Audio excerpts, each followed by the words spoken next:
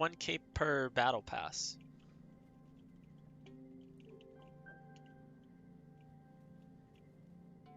Hi, what are we doing? Oh right, no stress. Damn, this is so nice.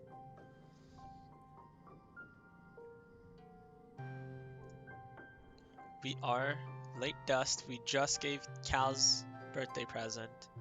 Damn, we're doing really good with Anemone for some reason. 42 already? Jeez. Jeez.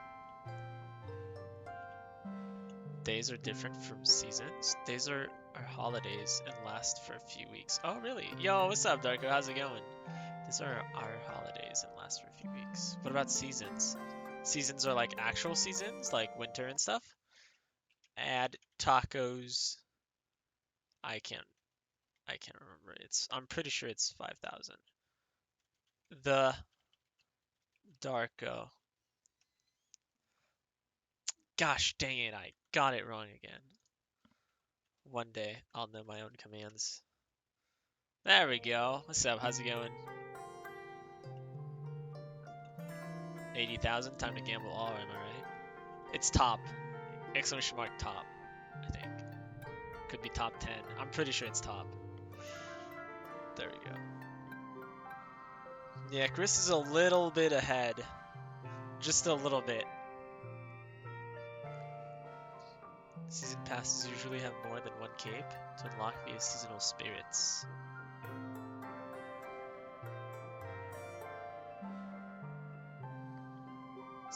Wait, what's a seasonal spirit?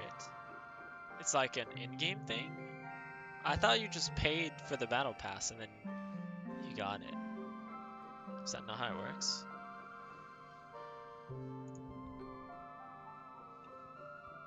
I don't know what we're supposed to do. I feel like we should be going to school because we freaking suck apparently, but also I feel like we just went out. I kind of want to go help the mom.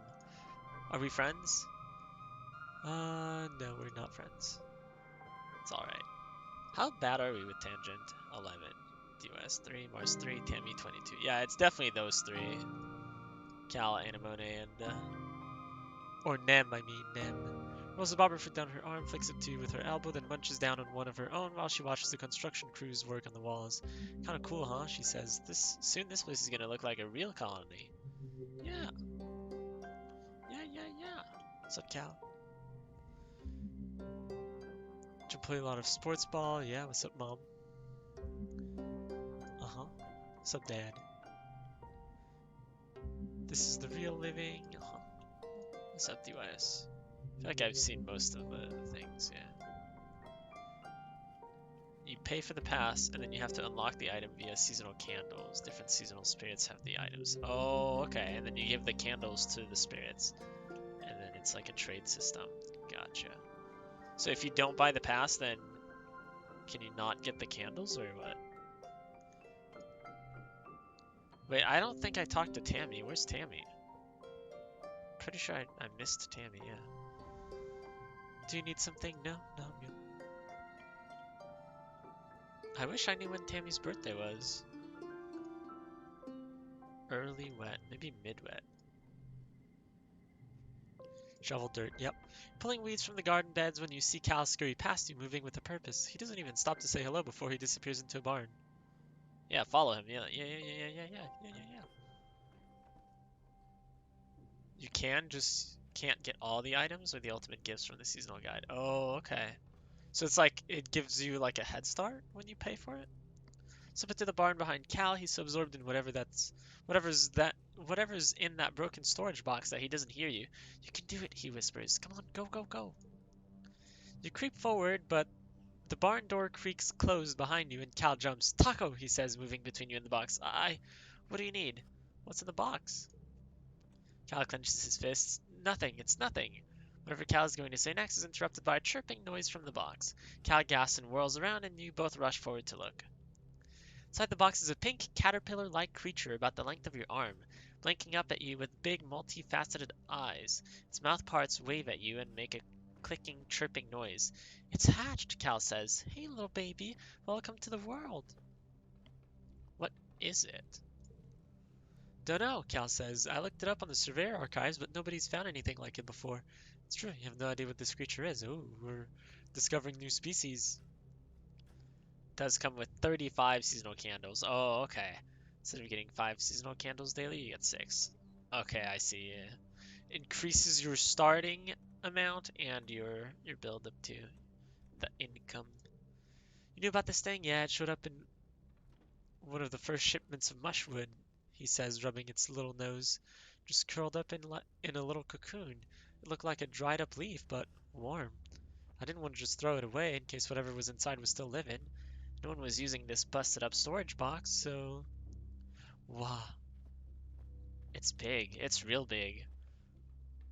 Cal puts the small creature on his shoulder. What are you, little buddy? Cal asks. You look like a big old caterpillar, butt cutter. But cuter. Yeah, butt cuter. That makes way more sense. The creature yawns, showing off circular rows of tiny, even teeth. It nestles against Cal's neck as it scritches it under the chin. As he scritches it, yeah. Maybe we call you a dilly pillar? He touches one of its 6 white capped feet. Socks. Socks the dilly pillar. I'm gonna be the responsible one and say could be dangerous. Cal pouts. Everything could be dangerous on this planet, though. Look at her. She's harmless. How do you know it's a her? He pulls a leaf off of a potted plant and offers it to Socks, who greedily chomps it all up. See, she's a plant eater. Plant eaters are the good guys, like us. Except we're, yeah, anyways. Oh no, we are plant eaters, right? I think so. I have to hide her, Cal says, looking around. Think she'll be okay if I keep her in the broken storage box? He places Socks gently into the box and closes the lid. Go back to sleep, little buggy wuggy, he croons. Sleep tight.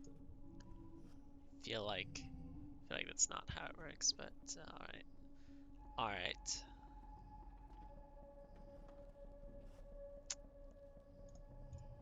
1, 1, yeah. 2, 3, 6. That's a lot. That is a lot. Yeah, that is a lot. Maybe I should went for the kudos. Oh well. Shinpachi, no Shinpachi. Early wet, Mars's birthday. New perk. Red cards get a +1 in physical challenge. Wow, toughness 33. Hey mom. Mom's hard at work. No, not the Kit Kat. Every stream, you just have to make sure you remember them. Hey Mars, happy birthday Mars. I'm gonna keep that one. Here you go. Ha! Mars laughs, taking the crystal and turning it over in her hands, inspecting it. Well, I've had better birthday gifts this year. Yeah, whatever. Whatever, you do, Mars. Did I get 12 kudos and I'm at 41? Jeez. You didn't see anything? Yeah. Hey Cal, what's up? Doing some stretches in an open area of the garden. Yeah, yoga. Yep. Hey Tammy. Hello, do I need something? Nope. Subtangent. Yep, we're not friends. Yep. Hello. Then rolls a bobber fruit. Yep. Oh, we talked to everyone already. We're going here next. Tails, yeah. Shinpachi, Tails, Kit Kat. Is there more? It's been a while, but it's time to attend the meeting of the Secret Fun Times Club. Oh yeah, I remember this. Mars started the SFC years ago when you were little kids. Tangent and Tammy agreed to join at the time, but then you all got busy with other things and forgot about it. What with the wormhole and the crash and learning how to survive on a new planet and all. I mean, an unused conference room in command, which Mars says is perfect for a secret club. Annette, yes, of course, Annette. Club President Mars brings the meeting to order. Tang, Vice President of Writing Down Secrets, records the meeting notes on her holopalm, while Tammy, Vice President of Tea and Snacks, passes out Watato juice in little cups. I think that must have been Cal, right? On the first run? One for Taco's best girl. Where's Bernie? Where's my Bernie command? As Vice President of Fun Ideas, it was your job to come up with something for the club to do today. You choose making friendship bracelets and brought all the supplies you'll need. Today, Mars announces we're gonna make friendship bracelets, and I have an even better idea. We're gonna sell them to people for kudos. Tammy puts her hand up shyly as if she's in class. I don't think we're supposed to trade our kudos for things except at the depot, Tammy says nervously. We're only supposed to give them to people to say thank you. Tammy's right. Well, Mars suggests, then we give our bracelets to people, and if they don't say thanks with some kudos, we take them back. It's hard to argue with her sheer force of will. Sometimes if there's a loophole, Mars will find it. I don't know about that. Whatever. The four of you spend the afternoon braiding bracelets out of recycled bits of wire and bright plastic packing straps. Tangent dutifully counts each one on her hollow palm, while Mars motivates you to work harder and faster. She promises 2 kudos to whoever makes the most bracelets. Tammy's already way out ahead, but yeah, I'll work. It doesn't matter if I lose. I'm down to. Oh well, we're definitely losing. We're definitely losing.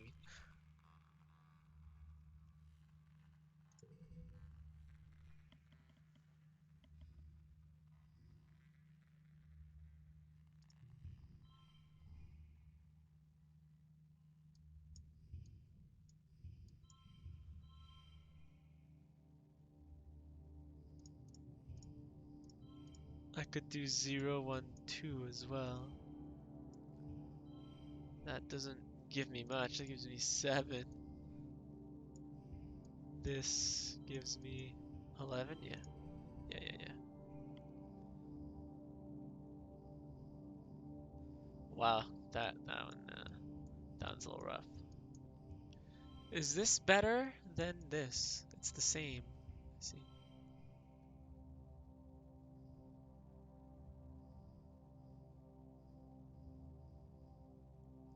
All right. Well, we did good.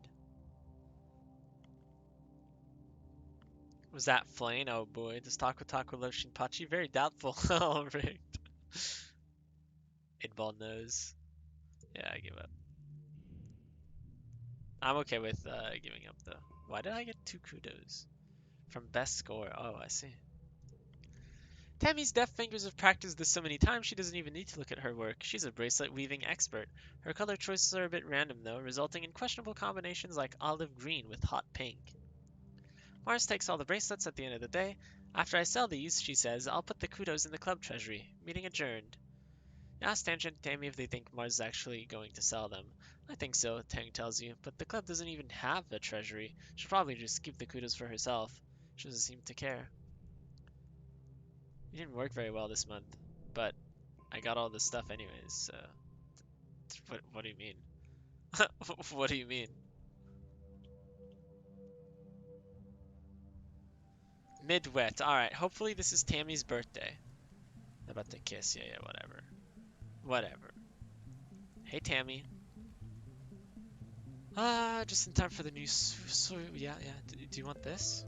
This is... Tammy looks uncomfortable. Are you making fun of me? She asked, tugging on her ears. Dislikes mushroom logs. Okay. Okay, good to know. Good to know. Hopefully that wasn't her birthday. Hopefully it was not her birthday. Oh, we're kind of speedrunning this one, I feel. Cal is scooting on an empty wheelbarrow through the gardens. Beep beep, he cheers. I'm a garden bot. Get out of my way. He pulls up beside you and laughs. Hey Taco, what's happening? Not much. Never seen rocks before? Nope, never seen rocks before. Hey Papa. Hey Mom. Alright, cool. Let's go babysit, I think, right? Yeah. You almost lose one of the kids this month after mobilizing the whole colony to look for them. Eventually find them playing in the drainage ditches that eventually lead outside the colony walls. You shudder to think what would have happened if they'd gotten outside. What is it with kids and storm drains? I don't know what that means. Gosh dang it, why is it this one?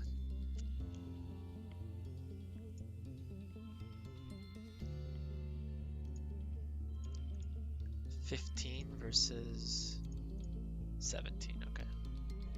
Good.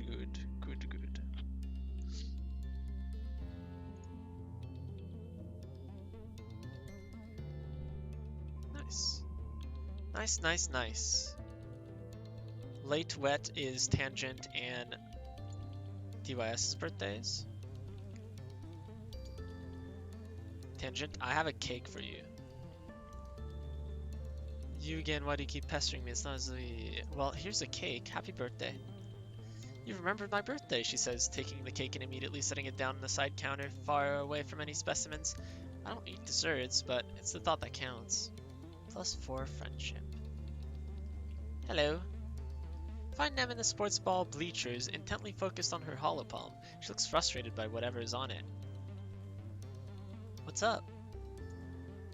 I don't know what to get Calm for his birthday, she grumbles. I have to top last year when I made up a sports ball trophy and gave it to him. She turns off her holopalm. Just running out of ideas, you know? She made a sports ball trophy.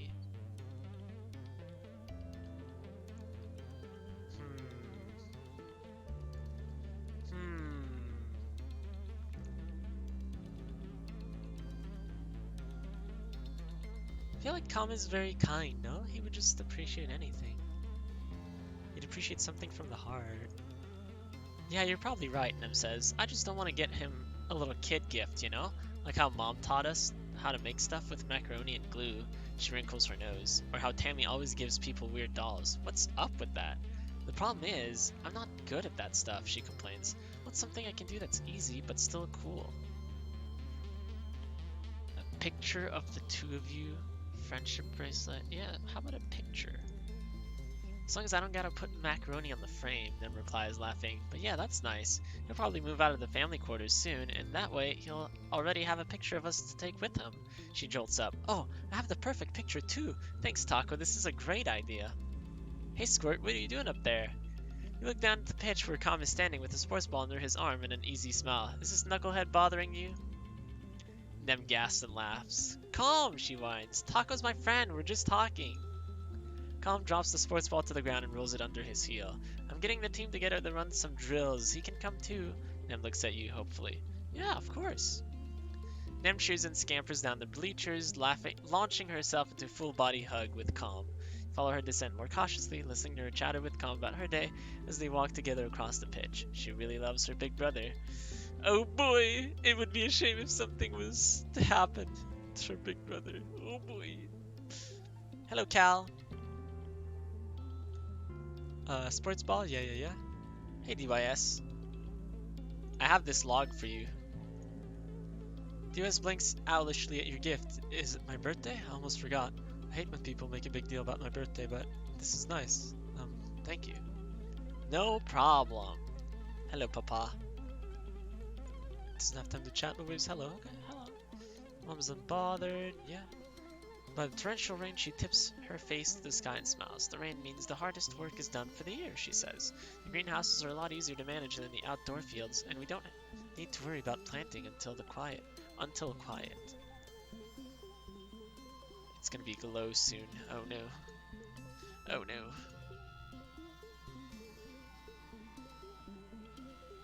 Should I buy the cake? I feel like I should.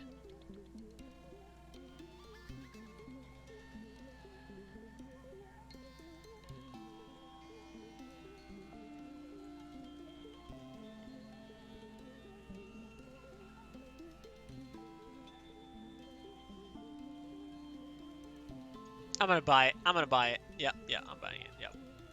Oh, I remember. We bought it last time too. I forgot about that. Alright, time to go to class. I think we're gonna go to class this time and the next one too. Study life science. We really need it. For today's lessons, Professor Hal tells you, we'll start with a fun group project. You'll be studying the mush tree, a prominent natural resource native to Vertumna. In the ideal conditions, it can grow at a speed of over a meter a day and have a diameter of up to 30 centimeters. He stands on his tiptoes and gestures to illustrate. Team will experiment to find those ideal conditions. Teamed up with Tang and Cal, yeah, I remember this. Wow, Captain Name, thank you for the sub again, right? Oh, no, you gifted one last stream. What's up? For 26 months, how you doing? Thank you so much. Welcome. Mush trees are most abundant south of the colony in the stormy, moist regions of the subaqueous swamp. Yeah, whatever. If you use water instead of soil, Cal suggests, like they do in the hydroponics. Tang nods.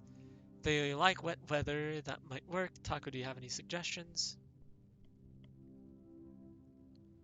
Bright grow light, sync to daily, electric current, all of the above. How about this? You fill the bucket with water and add spark snow crystals. These are sometimes left over at the end of quiet season. They're mildly acidic, which means they should lower the pH of the water. Every day you rush into the classroom to check on its progress. At first there's nothing, but by midweek your little mush tree shoots sprouts up and starts its journey. But in the end, yours is in the middle of the pack. Seeing as mush trees don't usually grow where there's spark snow, you're able to conclude they probably don't like acid. Oh, well, well. Going well, enjoying the last day of my 23rd year. Oh, yeah. Wait, is your birthday tomorrow? I thought it was Monday. Is my calendar wrong? Oh, no, no, no. It is tomorrow. So's birthday is actually on the 24th. Happy early birthday. Um,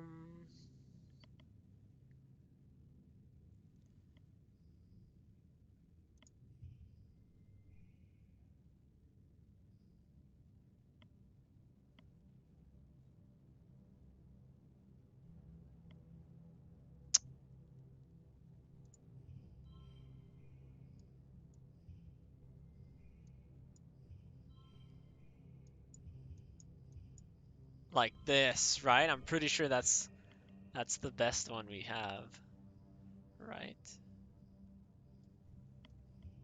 20. This one's 20. I'm gonna try to remember this. Can't use the new command for me today, sadly. Yeah, not today, yeah.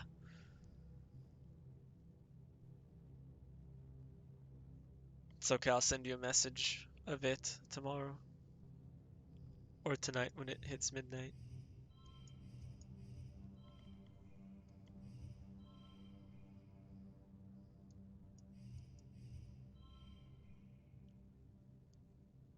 Yeah, the other one is so much better.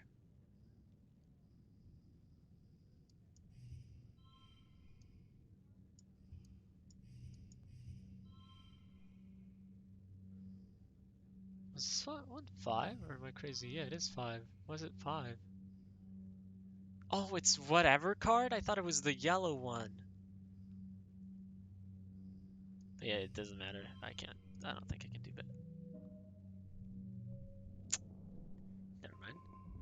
Never mind. Oh, I think if yeah, okay, yeah. There's a commotion in the square. An expedition's vehicle has driven through the gates and is idling in the middle of the square. An unusual sight. People come down from command to investigate. Oh god, it's Tammy's dad, right? Utopia gets out of the vehicle and trudges over to Udicott. After a brief conversation, you see Udicott gesture for people to unload the vehicle and clear the area. Stay out of the way to see what they're unloading. It's a body. Chief Surveyor Tonan's body. Yeah. Tammy doesn't care. She's just kind like that. Wait, doesn't care about what? Someone quickly covers him with a sheet, but not before the image of his torn open body is seared into your memory. However he died, it was violent and bloody. You feel your stomach cramp with nausea. I know how he died. What happened? DYS asks, coming over to crouch around the corner with you. You share that Uncle Tonin is dead, and he stares at the sheet-covered body intensely as if he could see through it. Did they say how? No. Nobody will tell the kids what really happened. Did something eat him? Did he get lost or fall off a cliff? Do they even know? DYS nods, frowning. They they don't want us to know about the monsters and other worse stuff. They want us to think everything is fine, but it's not. This planet isn't as nice as they say it is. He shakes his head. They hate that they can't control us. You and DYS watch the adults carry Uncle Tonan's body away. From the way he's practically vibrating, you can tell DYS wants to ask more questions about what happened. After a few awkward minutes, he sneaks away without saying anything, probably to try to go take a look at the body. Someone's going to have to tell Tammy. You're glad it's not you. Tammy and her dad were really close. Now she's an orphan. Yikes. I also know. Yeah, I feel like if I had went out maybe today, I would have seen it. Or maybe during wet season. Watch Utopia bend over to get a hug from Udicott, wiping her eyes as she finally cries. Udicott has never been the most comforting presence in your life, but it seems to help. Utopia will be the next chief surveyor. At 24, she'll be the youngest council member. She was only a toddler when the stratosphere left Earth. Apparently, her sharp eye and hoverbike flying skills are the best in the expeditions. Also tend to save him now, as I tend to save him. Yeah, I mean, I would think we would want to save him, you know? Should I relax? Maybe. Nem holds her palms up to you excitedly. Yeah, you got a new scale? Nice, nice, nice, nice. Hey, device, what's up? It's easier to read when it's dark.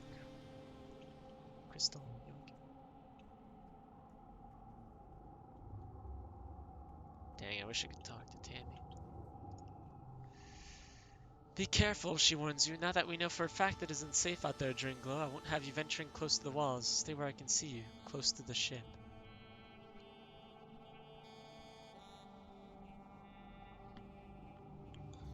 Blindly stumbled upon it first run and saved him. Blindly stumbled upon it third run and saved him. I will purposefully stumble upon him third run, surely. Faux show. Maybe, if I remember. How old am I? 11. I'm gonna relax since I don't want anything bad to happen and not being able to do anything about it. You're hanging out in the lounge and watching vids when Mars pulls you up out of the cushions. She has a devious look on her face. Taco, it's your lucky day. You get to help clean my bedroom. How's that lucky? She puts her hands on her hips. Because you get to hang out with me all day, of course. And bonus, I might let you read my holo mags. You know, I wouldn't just trust anyone near all my most precious things. Okay, sure. Really? She laughs. That was easy. Follow me. My dad say it has to be finished by tonight, so we better get started. Mars's room is worse than you expected. The door barely opens because there's so much junk in the way. What the flip, Mars? It's mostly clothes. Mars has an extensive wardrobe and spends all her kudos at the nanoprinters making more. She plops down on her bed. I'll be the supervisor, she says. You should start by taking the dirty clothes down to the laundry room.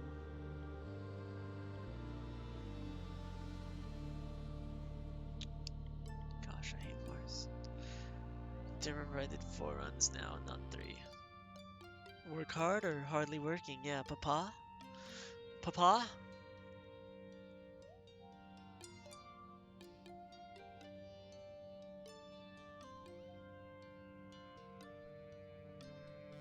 Meh, it's whatever. You wash and fold, sweep, and put everything away. It's tiring work, but it feels good to make progress. Mars just sits and reads an old beauty magazines on her hollow palm. Hello, Princess. Oh, wow, those are her dads? Hello. Mars's dad's Uncle Al and Uncle Bernie pop their heads through the door after a few hours. They're everyone's uncles, and as usual, covered in a layer of dust from the sawmills. How's the cleanup going? I'm cleaning.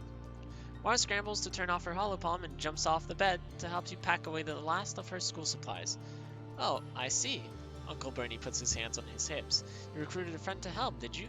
Taco, he asked you, did Mars clean too, or did you do all the work here? It was all me. And did she offer you kudos for your hard work? Uncle Al asks. You shake your head no. Should she have? Al gives Mars a disappointed look. That's odd, because she knows she gets her allowance for doing her chores, not just for being our perfect little girl. They tell you to finish up and get ready for dinner. After they leave, Mars looks a little put out by the exchange. My dad and Papa are the best, obviously, she says, but they're always trying to teach me these lessons. Don't they know that being this fabulous is hard work too? She pouts. She swipes her hollow palm to give you a couple kudos, your share of her allowance. Stick with me, and I'll teach you to be fabulous too one day. I think that was probably the last time I did that. She is doing a great job at being the supervisor. Is she? She's just reading her hollow magazines or whatever.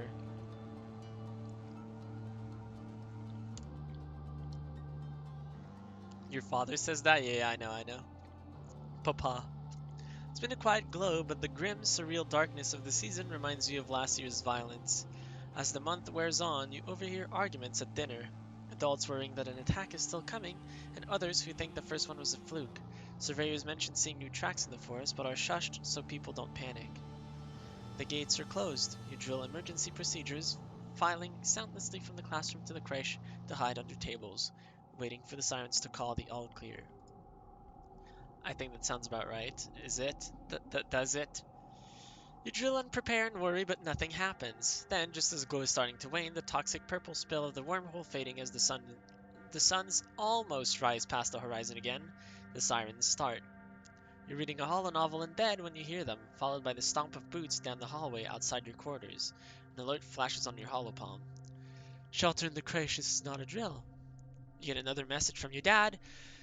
Me and Mom are going to stay in the greenhouses. We're safe. Just follow Auntie Anne to the creche and wait for us, okay? Don't worry, we're way more prepared than we were last year. Love you, stay safe.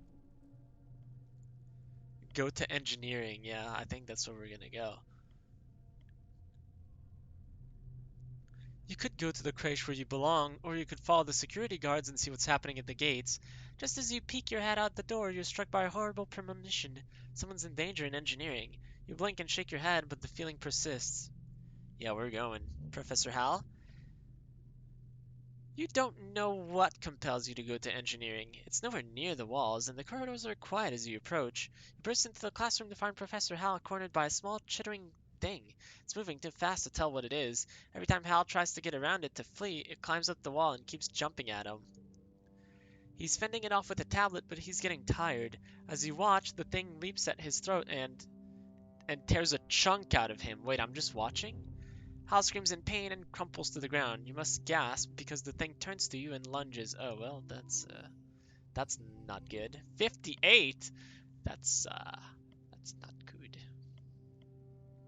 That's not good.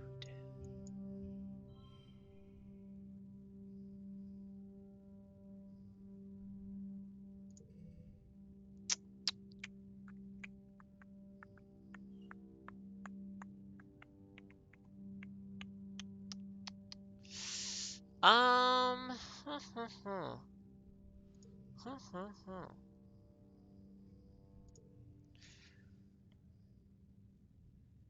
36 left. I feel like we just used our best cards. It's okay. We have stress to push through.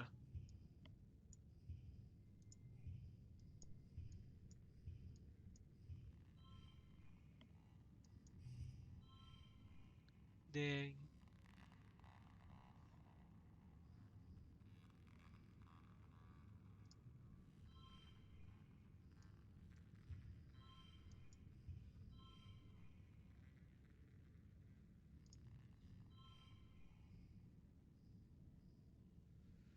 Ay ay ay ay ay ay ay.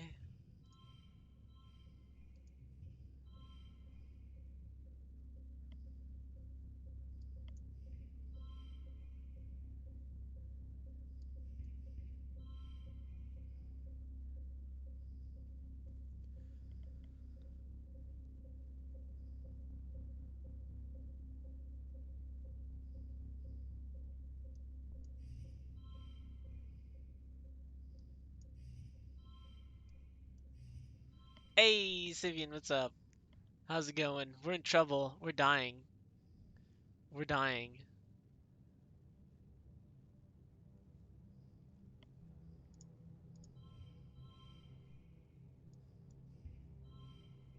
We're dying? Yeah, we're dying. That was a quick death. Yeah, yeah, we're dying. We're dying. It's okay. We'll manage. We'll manage, and then we'll save Professor Hal. We'll save Professor Hal. But at the moment, it's looking a little grim.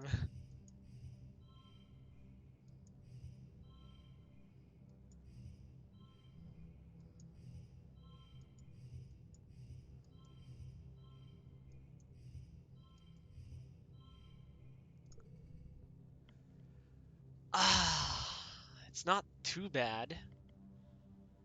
It could definitely be better.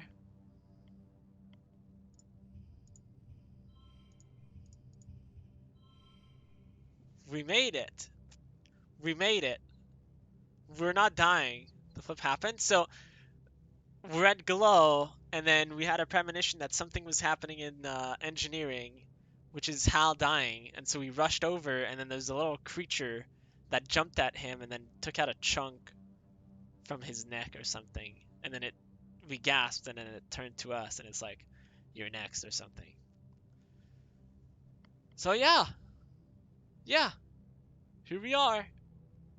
Here we are. Pleased with the flip. It's okay. We actually got lucky here. We actually got lucky.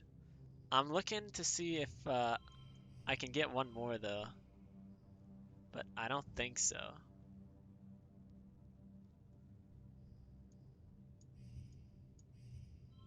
Yeah, it's the same. Push through. Hey, Romo, what's up? How's it going? Yeah, you guys are first. Wow, congrats. To Romo and to Captain Inane. I did actually wake up. Nice, nice. Welcome, welcome. So, I just told Sivian, but basically, we're at Glow, and then we had a premonition about something bad happening in engineering, which is Hal dying, Professor Hal. So he rushed over, and there's a little creature that was attacking him, and then it was jumping off the wall or something, and then it jumped into on his neck, and then took a chunk out of it, and then we gasped. Nice natural one, and then we gasped, and then it turned to us, and then lunged at us, and now we're fighting. Now we're fighting. But we succeed though. Ah, I knew it. There was a 19 somewhere. It's impossible to hit the thing. It's so fast. It's like a smear at the edge of your vision. What you do manage to do though is lure it outside the classroom and get Congruence to slam the doors shut. You hear it beating against the door as you run to Hal's side. Congruence guides you through how to hold pressure to Hal's throat to stop the bleeding, but stars, there's blood everywhere. Oh boy. So you got the baby power. Yep, yeah we do. Eventually, the doors open and Chief Engineer Instance runs in, directing some of the security team to load Hal into a stretcher and take him to medbay. There's no sign of the creature. She surveys the carnage. Good work, Taco, she says grimly. You might just have saved Hal's life. Her shoulders droop. They must have crawled over the walls. The buggers. You return to your quarters. Your parents are horrified to see you covered in blood, relieved when you say it's not yours, then horrified all over again when you tell them about Professor Hal. Your dad checks his holopalm and tells you they got him to a medbed quickly enough that his injuries should heal in a few weeks. You saved Professor Hal's life. Yes! Yes! Congruence, please get help. I know, right? Or please help me somehow.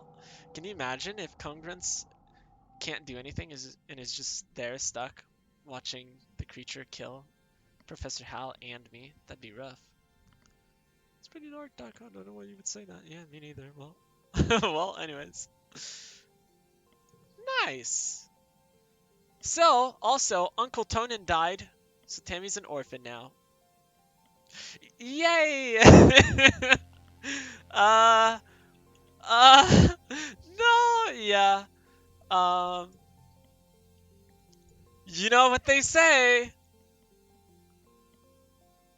Unlucky. Oh no! Yeah, yeah, yeah. Hello.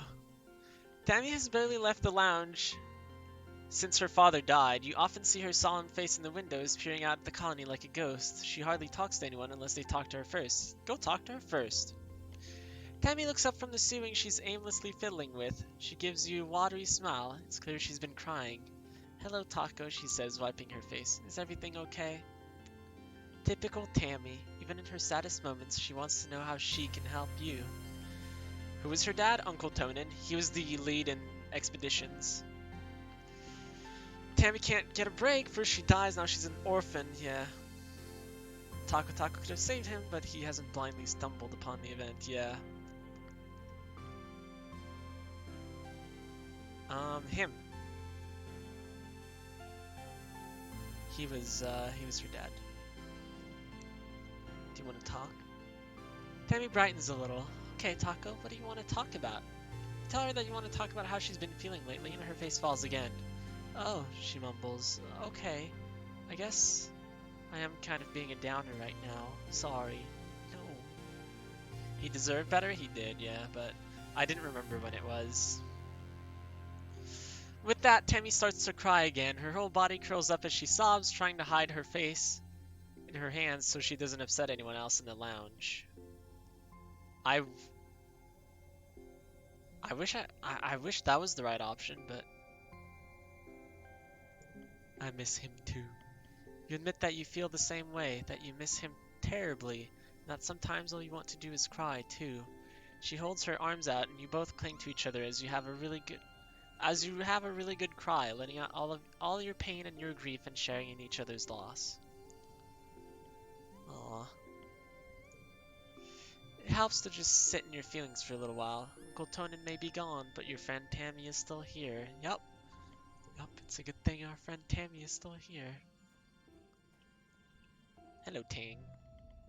Planet's like a body, and we're a foreign invader, much like a virus. Also like a virus, we seek to appropriate the systems of this planet for our own gain, co-opting its growing cycles, using its resources to build, etc. She crosses her arms and looks thoughtfully towards the wilderness. Is it any wonder we've prompted an immune response? Is that what happened? It's clearly not what happened. Someone is trying to sabotage us. Are you sure you're supposed to be doing Anemone's route right now? I am! You approach Nam as she's just about to bite into a sandwich the size of her head. Mom says I'm about to hit my growth spurt, she says, chewing with her mouth open. She says I got a hollow leg. I don't know what that means. Hello. The US completely ignores you in favor of playing a game on his holopad. Just one, he mutters, then cusses and stomps his feet as the game lets out a cheery whistle of defeat. Stupid game, the US hisses. He looks like he'd throw the game away if it wasn't literally attached to his hand. I'm a hero! I'm a hero! Chief Utopia stops you with her hand on the forehead. Whoa there, scamp. They'd kill me if I let you out of the colony. Sorry, kiddo. You'll have to wait till you're old enough. I know it's hard. It's alright. Hey, Mom.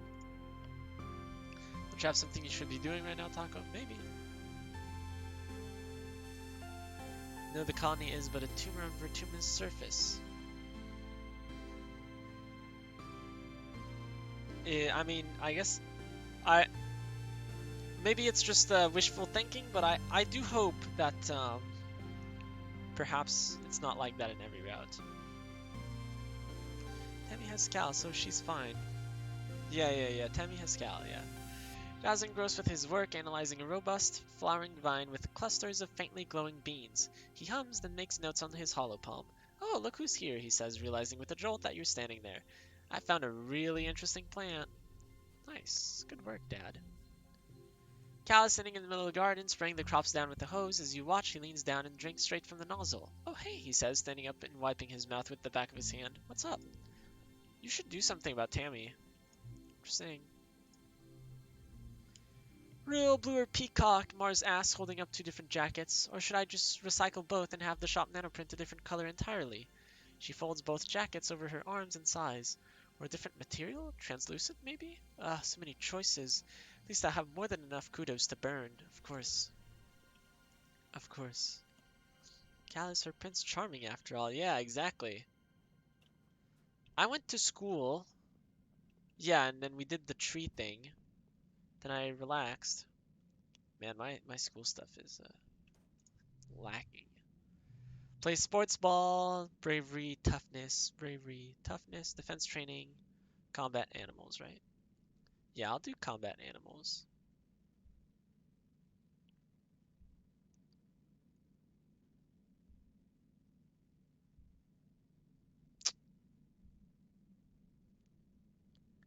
$18, $19. Okay, yeah, combat. Let's do it. Part of self-defense is training your body so that it can be ready for any situation. The security chief has you running laps, jumping through tires, climbing walls, and sprinting back and forth. He has this inverted anti-gravity pad that makes your limbs feel super heavy. When you do jumping jacks on it and then you do them again in normal gravity, it feels like you could jump straight back up through the wormhole. It's exhausting, but not that different than sports ball training. This is a breeze. I'm pushing myself so hard. Toughness 20. Nice. Oh my. We have Cal's thing? Interesting. Getting your butt kicked. Interesting. This is a breeze. This is great. It feels good that red actually challenges your body and encourages you to achieve peak condition. Peak condition. We're so stupid. Literally all brawn and emotion. Yup. Yeah.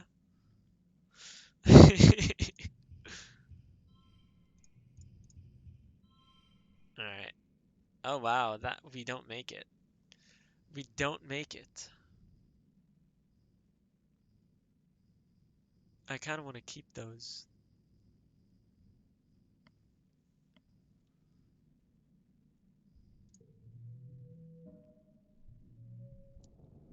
All that reasoning we got there. Yep, yeah. It's a good 3. Engineering, we have a whopping 0.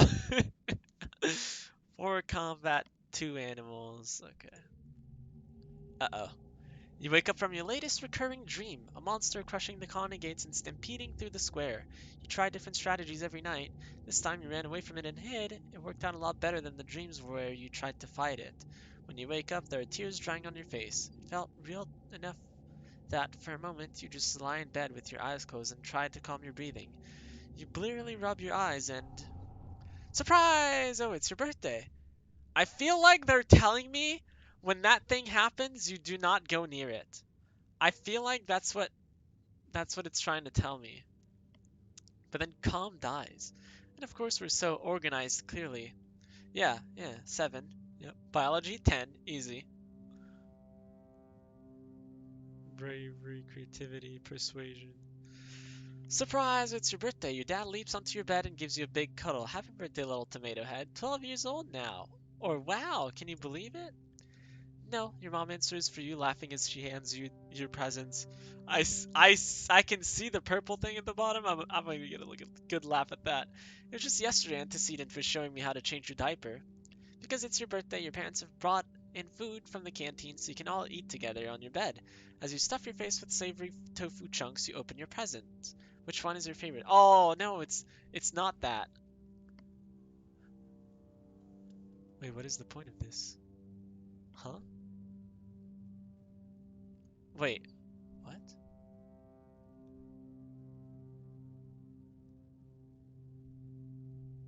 It would clearly be this one, right? But what about this? What is this? Is this just a gift? Huh. I remember when it said that the animals were scared. Consider, what if the other place is causing the animals to attack us? They seem asshole enough to do so. Wait, what other place? Mystery card. I mean, it's an item. Or, no, sorry. It's a collectible. Not a gear. This is a gear. This is a collectible. The other colony? Oh, they're still in their ship. They're not on the planet yet. The one with vase. Yeah, they're not on the planet yet. They land when I hit 15, I think. Right now we're 12, so. And also the bad guy is someone from this colony right now. Because on the other run, someone had blown up the wall from the inside. And someone opened the gates on our first glow season. I don't know who it is, but could be DYS, could be not DYS. I don't know. I don't think it's DYS. The first time when we had to hide in the creche, pretty sure DYS was there, which means he couldn't have opened the gates. Unless he opened the gates and then ran to the creche. I don't know. I don't know. I don't know. Hopefully not to put on her grave. What the? Rumble. Really? Now, okay, then they clearly attack us from space. But they're scared, right? As you were saying. So surely someone is ushering them. Also, they target geoponics, which is where we get our food. So something's clearly wrong. Yeah, I'm gonna go with this one. Thought the nanoprinter I taught the nanoprinter the pattern based off of pictures from expeditions, your dad says, watching you play with it. They call it a spectroraptor, he continues. See, it looks like it's wearing glasses on top of its 5 eyes. They said that's because its lenses are outside of its eyeballs. Isn't that wild? Nothing like that on Earth. As your dad clears away the wrapping paper and the dishes from breakfast, your mom folds her hands on the table and gives you a serious look. Uh-oh. So, she says, we've been here for 2 years now. I know your dad and I have always said you're in charge of your schedule, but we've been keeping an eye on you. A loving eye, your dad interjects, stuffing wrapping paper onto the recycler pickup bin. A trusting, gentle eye.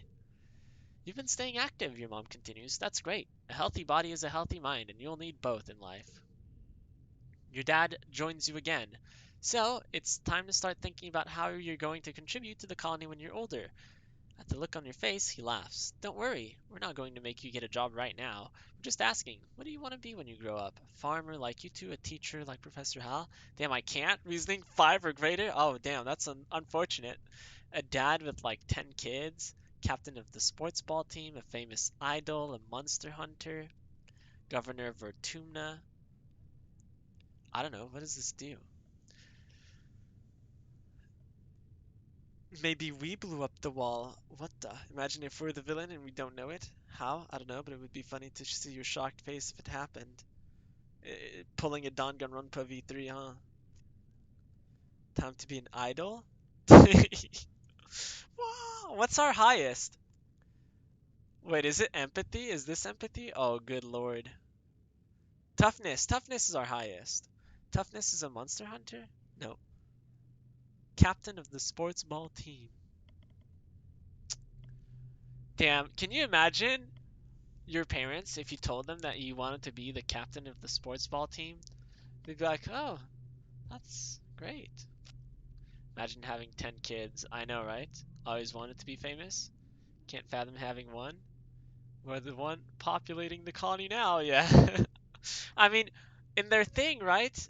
They like create children from like DNA, right? I think that's how it works. Except my parents did not do that. I think that's what I remember. Anyways,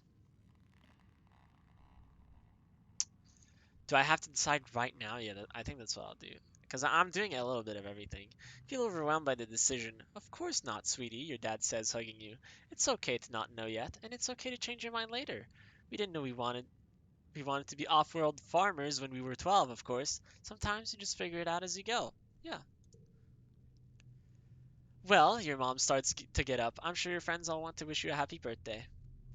She stops and snaps her fingers. Oh, you might not have considered a career as a depot clerk, but Al and Bernie mentioned it, their daughter Mars is working there, and she needs some help.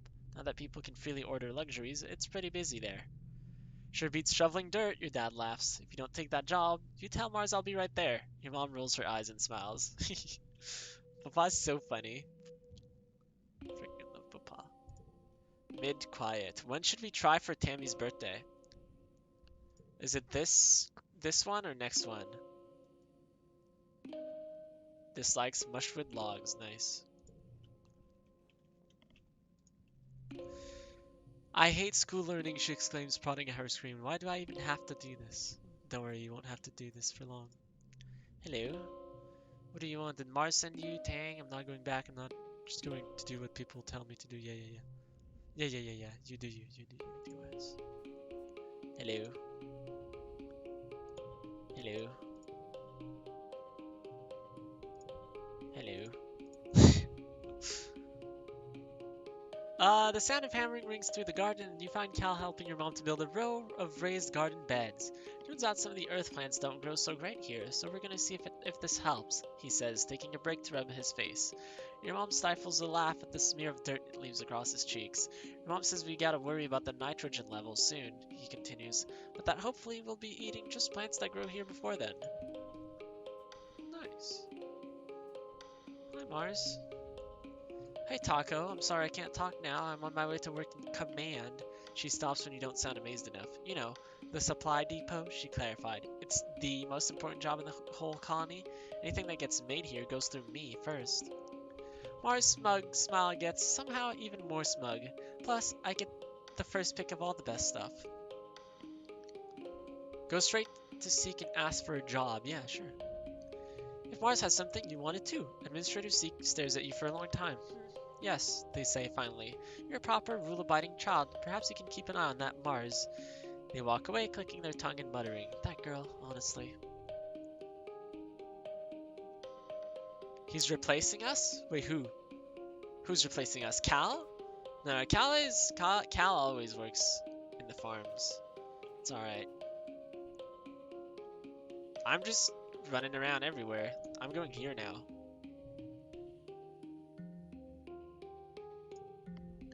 Seek rolls their eyes when they see you report to their depot for your first day as a clerk. Oh, it's you, they deadpan. They say, deadpan? Or no? Well, at least you might learn something useful while you're here. The depot is where the precious nanoprinter lives. Zeke lords over it like a tyrant, and they don't like children.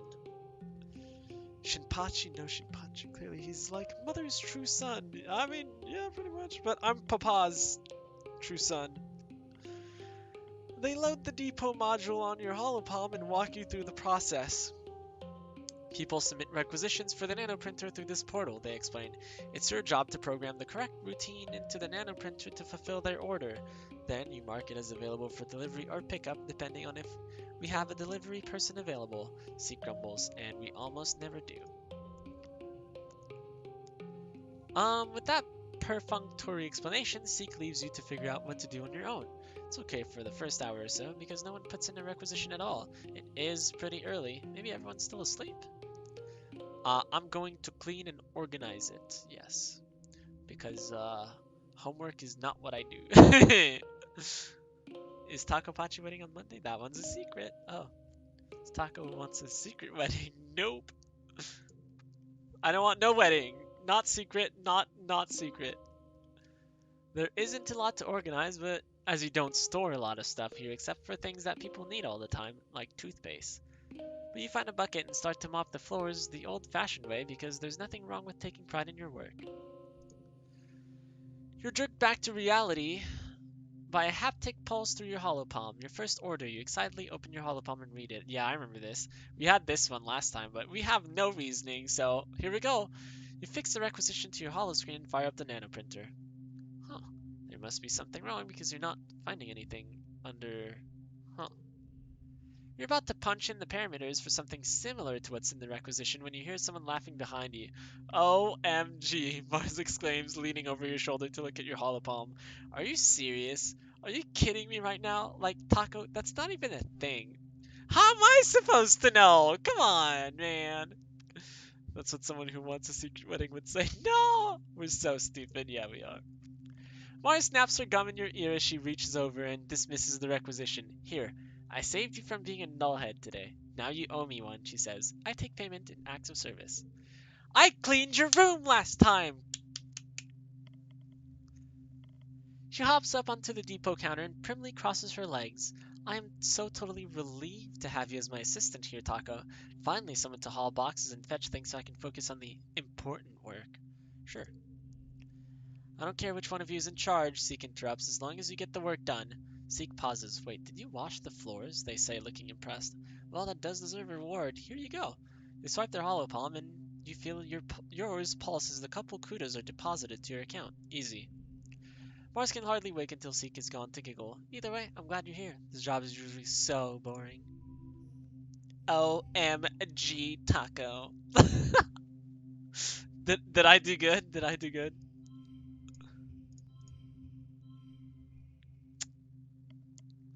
What can I even do with this hand? Good lord. Is that the best I can do? I think so. Yeah. Sucking up to your boss does have its good points. Yeah, I got a raise somehow. Not really a raise, but I don't know if that is clippable. No, that's not clippable. Alright, now we try for Tammy's birthday. Hey, Mars. You never know when someone important... Mars is primping in a holoscreen she set up to act as a mirror. You never know when someone important is going to talk to you, she says, twisting and retwisting her hair on her finger. And no, I don't mean important like the council. Yuck. She smiles primly at you. I mean, whoever is going to end up being my first kiss. I don't want them to remember that time they saw me when we were kids and I wasn't absolutely at my best. Okay, whatever. Whatever. Hey, Tammy, is it your birthday today? Tammy smiles when she sees you, then lets out a little noise of dismay. Taco, your clothes are full of holes, she says. Wait, really? Bring me those pants tonight, and I'll mend them right up for you, okay? Okay. Thank you, Tammy. Would you like this? Tammy wrinkles her nose as she accepts your gift, turning it over in her hands. Oh, what is it? She asks. Is it a present? Thank you, I guess. That's really nice of you. Yeah, no problem, Tammy. She loved my gift. Oh, boy. Tammy would be a great housewife, not gonna lie. Yeah, she would. do playing, Tang says, watching Anemone and some of the smaller children tear through the colony chasing after a sports ball. Why would I put effort into chasing around a dumb ball, getting sweaty and tired, for fun? She shudders. I would rather spend my time doing something important. It'll be important soon, sadly. You don't see Nam, she sees you first. Tag, yep. Hello, DYS. Just one stupid game, yep. Hey, mama. Dad used to joke that. Yeah. Hey, papa. Literally losing my shirt over here. Yep. Playing strip poker. Yep. Cal is lying in the scrub grass at the edge of the garden, staring up at the sky. He blinks at you as your shadow passes over him. Hey, Taco, he says, smiling around a stalk of grass between his teeth.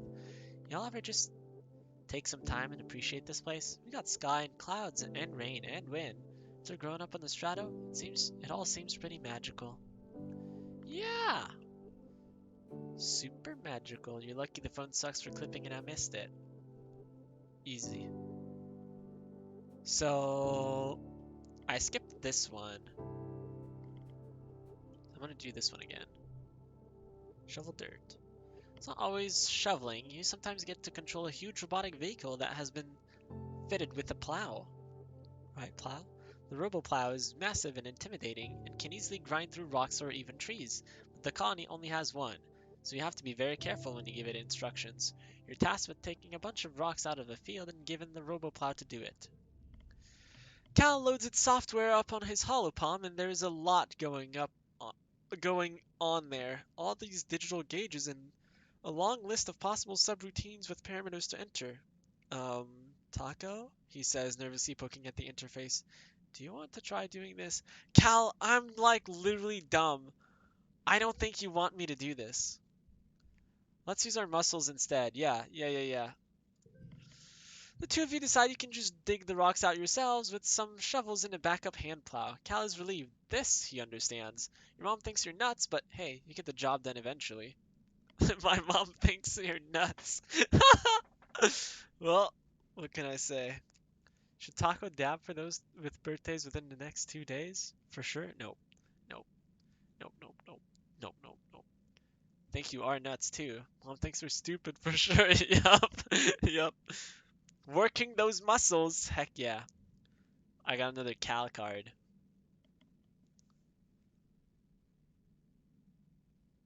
Get to work. +1 to physical, red cards. This one becomes red, okay. Wow, what good cards, honestly. What good cards. Such amazing cards. Shuri requested dab. Gosh dang it. Nice, very nice. Use the muscles. Burn the baby cards, yeah. Yeah. Here is your dab, Sugary, for Captain Inane's birthday, and Zoe, although Zoe's not here, but... here you go. Here's your dab. One slot will turn cards red, +1 to red, yeah. Should we just redraw? I think maybe we should. Think perhaps we should. What month is next? Oh, right, it's this. Yeah, I'll just redraw. I'm gonna try to keep this one. I don't think that works, but yes. Yeah, it does not work. Perfect. A lot better. A lot better.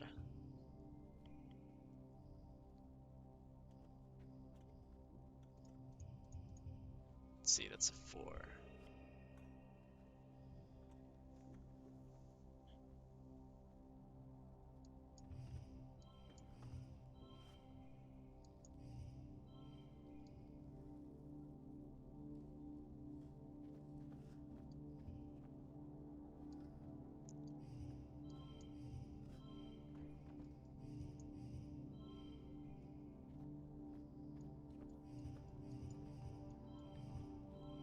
25. The other one was 26, right?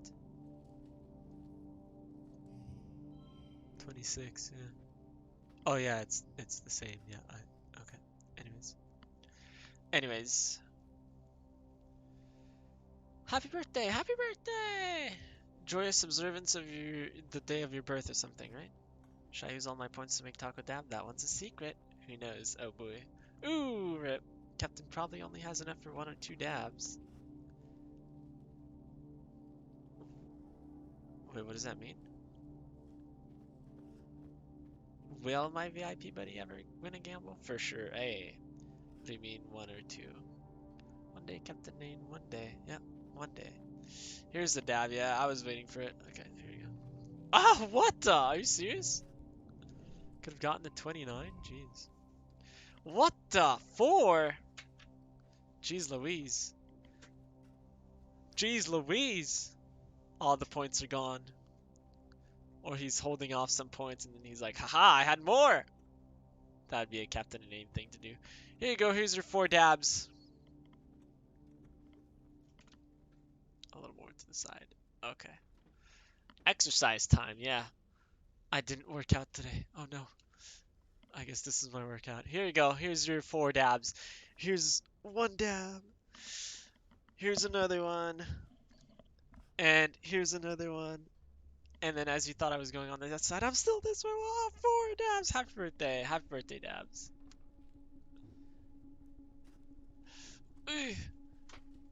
Uh, should I also use all my points to make Taco Dab? Am I supposed to say no? Thank goodness. Don't you have like 100,000 points? Scared to think how many sugar we could make you do. Yeah, yep. Thank you, 8 ball. +5 toughness. We are so tough. Early pollen. Hello. This pollen is no joke. Yeah, be careful, Papa. 77. Wow. 77,000. Fear, yikes. That's 38 dabs. Yeah. Yeah. Cow standing in the middle garden. Yeah. Oh, hey, what's up? Hey, Tammy. Tammy's waiting for you at the door. Special delivery. Wait, at the door to the lounge and cheerfully thrusts a stack of lovingly wrapped tiffins into your hands.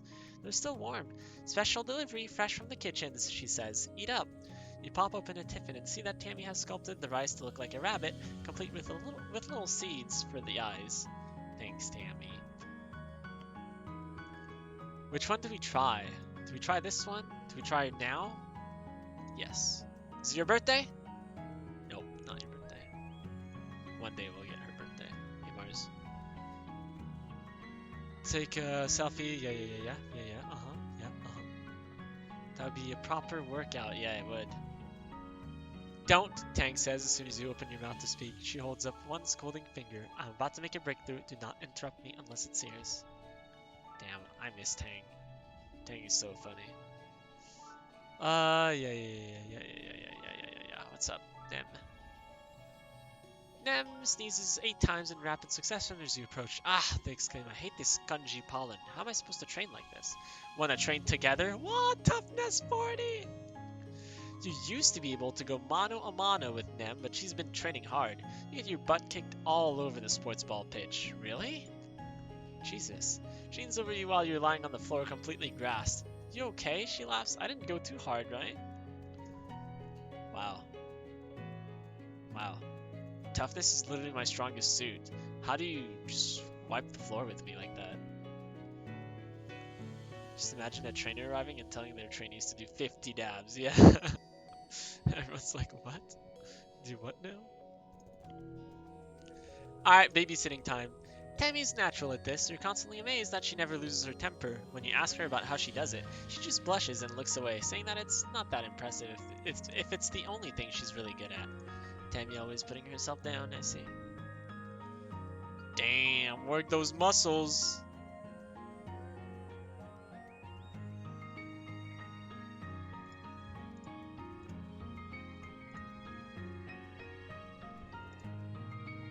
Ooh, there was a 25.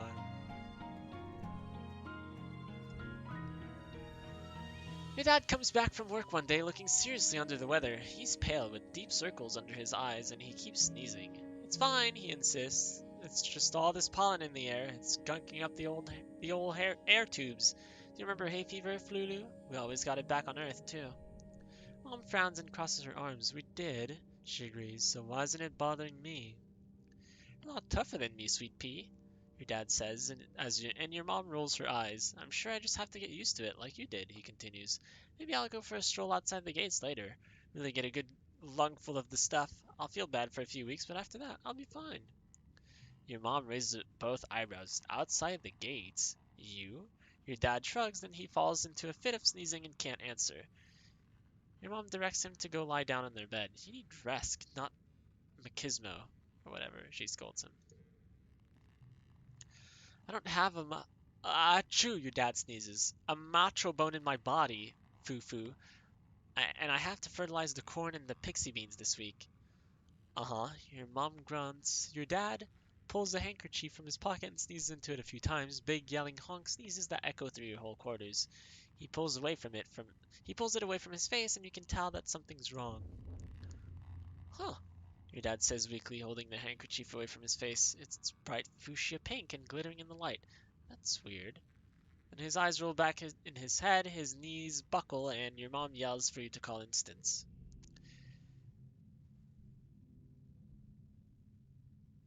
Uh-oh, should I say that? Are they gonna put me back in the bed? Oh no. Chief Engineer Instance takes your dad's vitals and gives him a cursory look over, but she seems satisfied with what she sees without having to do a thorough examination. Save Papa? Yeah, there's multiple ways to save him, and I don't think this is one of them. I'm gonna say that whenever I speak about the future, it is bad. The explorers have started calling this the Shimmer, she says, shining a light down your dad's throat. He's looking a little better, but not much. It's an airborne environmental toxin, likely in the pollen fog. Will he be okay? It doesn't seem to cause long-term damage to the body, Instance explains. She gestures in the air, making notes on her hollow eye that only she can see.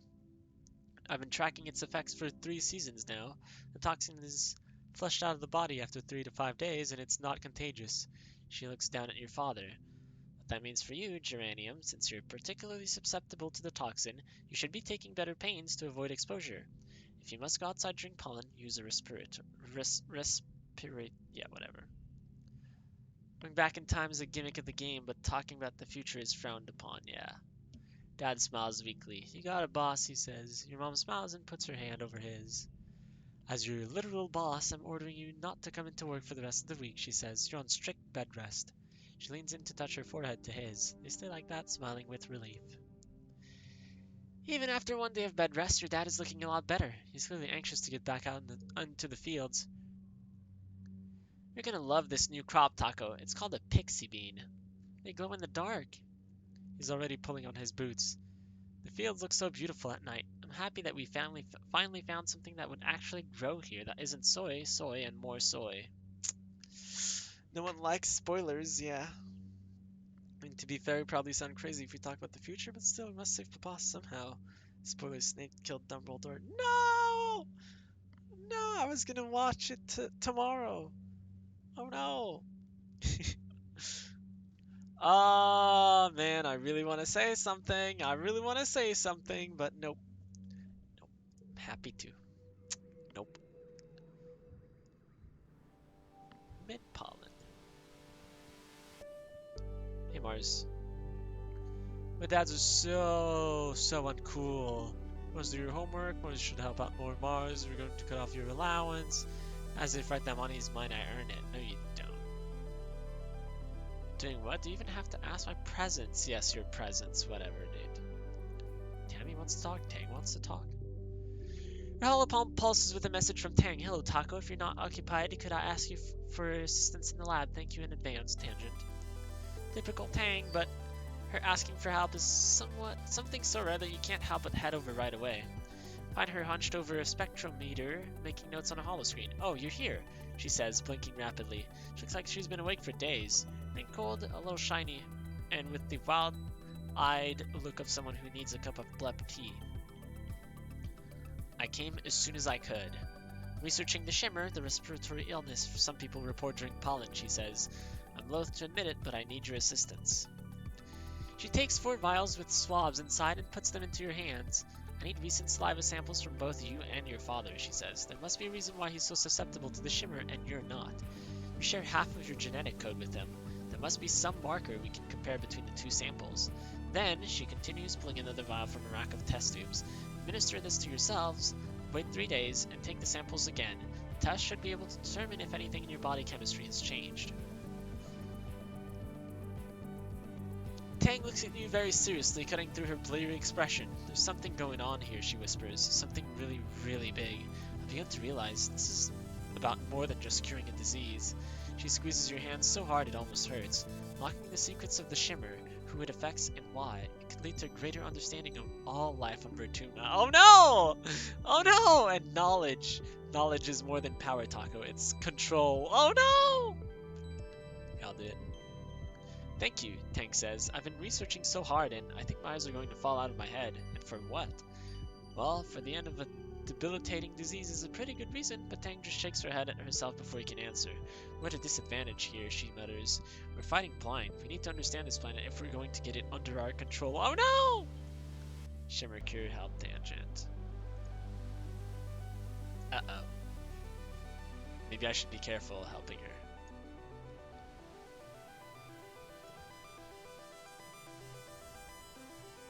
They won't let me go on expeditions yet. They say it's too dangerous. I'm not little. They're not dangerous. They're just scared. Hi, Tammy. Tammy is crying and trying to hide it, wiping her eyes and blowing snot into her sleeve. What's the matter? She hiccups. I watched that scary movie last night in the lounge. You remember it? Mothra vs. Godzilla. The 2085 remake version, of course. Well, sniffling, I had a bad dream where the monsters were knocking at my bedroom window. They were trying to get in. Now I can't stop thinking about it. What if we're all going back in time? Oh no! What if we all have dreams?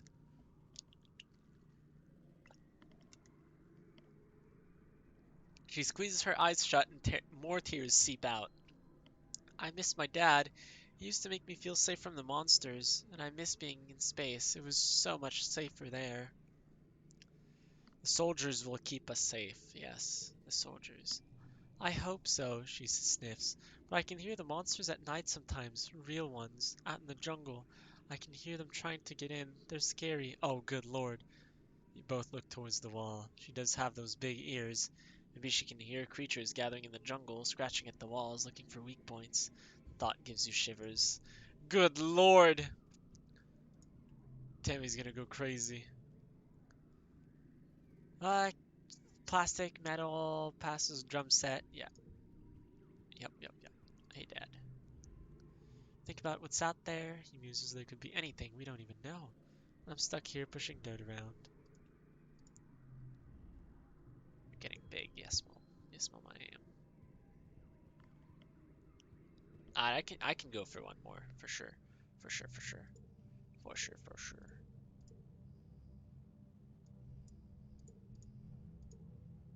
Oh, this is an event. Oops. Leave. Pretty sure this is better. Study life sciences. Yep, yeah, we really need those studies.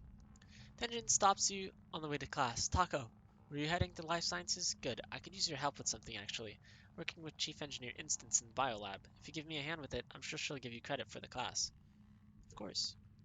Honestly, admits Tang, we just need somebody to label Petri dishes and move them from the cooler to different machines. A hop I could do it. Instance is staring unfocused at her hollow eye as she processes the results of the scans. Tang goes and stands beside her, pulling up the scan on her own hollow palm. They confer quietly while you wait. Sounds like they're studying the shimmer, the mysterious illness some colonists get during pollen every year, including your dad. Good lord, should I even help? Instance looks up at you as if just noticing your existence. Ah, Taco, she says. We've been studying samples from some of the colonists who get sick during pollen, including your dad. Some of the stuff in his lungs. It's some kind of fungus. We think the shimmer is a form of reproduction, Tang explains. It's like a fungus trying to turn us into more fungus like it. It's really neat, actually. Um, More like ultra creepifying. Yeah, that too, Tang replies, though she looks more excited than scared. It'd be much safer if surveyors just set fire to it all rather than trying to study it. Who knows what else is out there trying to kill us? Oh no! Shimmer cure. You spend the rest of the week helping them study the illness. Mostly this involves following instructions and doing, as Tang loves to repeat, jobs a Hopeye could do. Nothing beats hands-on experience, though. This would be easier if we had an actual sample of the fungus, Instance remarks. They're working with some biological samples, fancy word for snot, but according to them, the fungus is all mixed in with human cells. Instance has to spend a lot of time in vert space trying to disconnect the two in her models. Um, um,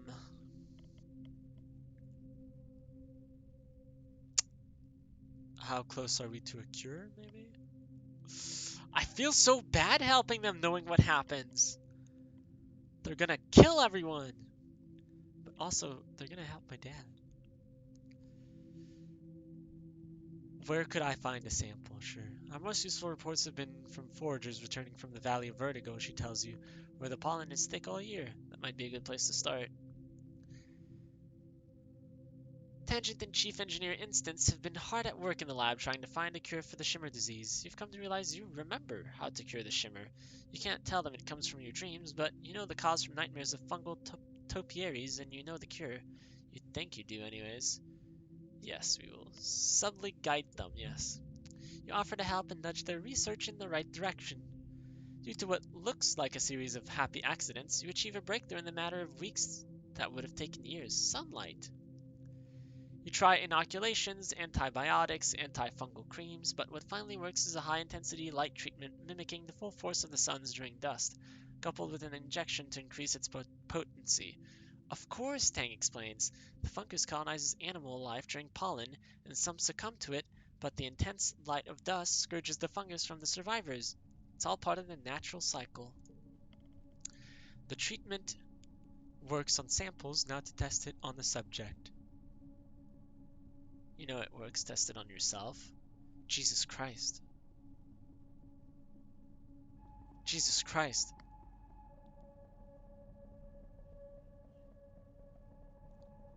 I'm gonna test it on an animal. That seems unhinged. What the? Test it on an animal, yes. You already know the treatment works and is safe, but you have to test it on something to prove it. At least you already know this poor little Hopeye will be fine. You lock the Hopeye in a sealed cage and pump the fungal spores in. Within a few hours, its skin is oozing with shimmering dust. It begins to throw itself repeatedly against the plexiglass cage, the fungus in its brain forcing it to get outside and spread its colonizing spores. Move the poor creature to the light therapy machine and fire it up. It emerges a few hours later, blinking warily and looking much healthier. Dr. Instance takes its vitals and runs samples of its fluid through various machines. She's excruciatingly thorough, but after a few days she concludes that the treatment is a success. The Hopeye still carries a high fungal load, but its effects have been nullified by the light therapy. Remarkable, Instance says, going over your findings. Now that we have a frontline therapy, we can begin treating the population to prevent the fungus from taking hold. Yes, the Shimmer cure, yes. She looks over at Tang. Taco's discovery will be of great help with our other research. Oh no! Oh no! You expect Tangent might be cross that you got the credit, but she nods looking pleased. You're just thankful that no one was killed, not your father or anyone else. Oh no! The colony is safe from the Shimmer. Yes, we are a genius, yes. But also we might have doomed the whole planet again. Taco, can you come see me in class? Professor Hal pulls you aside in the hall, Congren sliding along beside him. You follow him cautiously. Don't worry, he smiles. You're not in trouble. Far from it, in fact. He grabs your hand and shakes it firmly. I never thanked you for saving my life, he chuckles. Professor Hal and I are very grateful for your bravery, Congren says. Though you should have been in the creche just this once, it is good you disobeyed orders. Will there be a reward? Did they find the thing that attacked you? Hal looks unsure. No, but Congren's filled the engineering wing with sulfuryl fluoride for a few days. Fumigated the place. Hopefully they got it, whatever it was. Hal winks. Good thing you were helping me in the classroom when the attack started, right? He laughs and leans back against his desk, inadvertently sitting on something that pops and gives off a shower of acrid-smelling sparks. Whoops, he says, leaping away from his desk. Danger lurks everywhere, Taco. Keep your head on a swivel. Yeah, we were helping him in class during the attack. Indeed. Indeed. Indeed. Let's see what I got here. Ooh, not too bad actually. Not too bad actually.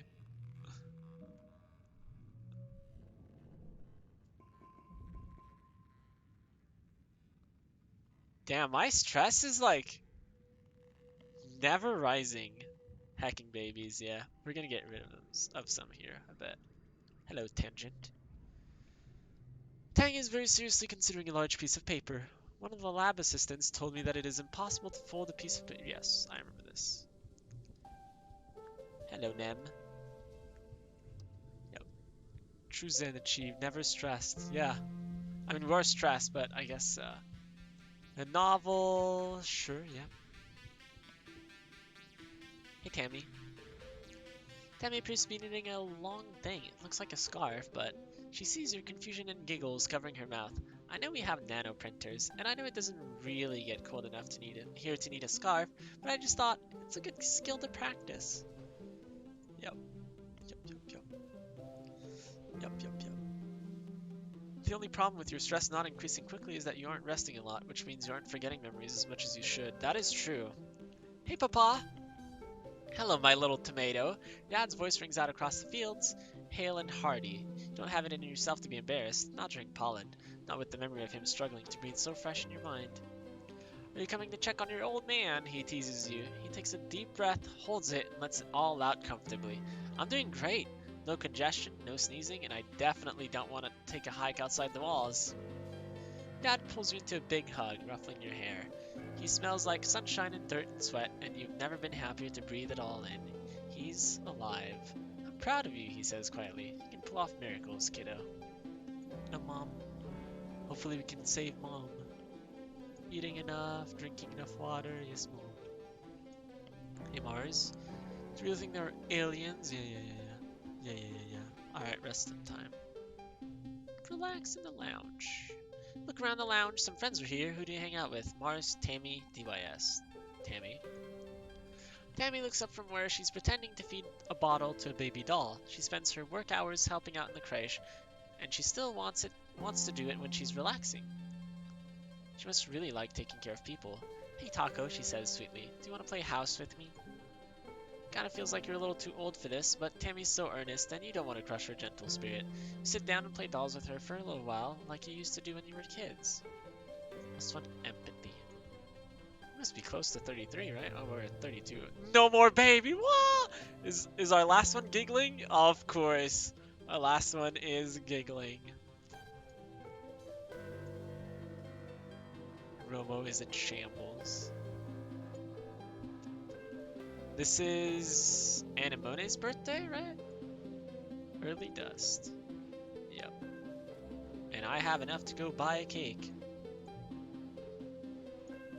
Destroy the giggling baby before I do? I can't. I cannot. Cool. Cool. Hey Mars, what's up? Aliens? Yep, yeah, I really don't care. Hey Tammy. Still knitting? Yep. What's up, Tang? Tang eyes the colony walls distrustfully. If we're to make our home here, we must be better prepared for the fact that whatever was here first will attempt to drive us out. Who's to say the aliens are not, at this very moment, preparing a second attack? Hello, Nem. Approach Nem is just as she's about to bite. Yep. Happy birthday, Nem. Hey, is this a birthday cake? Thanks for remembering my birthday. Of course. Of course. Hello, Mom. Hello, DYS. Not everyone in the colony is happy. Everyone acts like it because they don't want to sound ungrateful, but let's face it, it sucks here, does it? Hello, Papa. How's it going, my Zanny Zygomorph? I don't remember this one. 8-ball, the baby cards are everyone's favorites. Oh yeah, definitely. Whoa, Pog Jam! Gals lying in the subgrass. Yeah. I think we're going out. We're going out. Yep, sneaking out. Alright, I'm gonna go this way. At the top of a rise off to the east, do you think you spot someone watching you? They're dressed in black. Is that DYS? But they look way too tall to be DYS. Maybe another surveyor? You blink and the figure's gone. Hike over there and look for clues. You bushwhack down into a valley and up the other path to where you thought you saw them standing. What the? What the? Who is this? No signs of a camp or anything. Obvious like a dropped pack. No note saying I'm watching you, signed mysterious figure.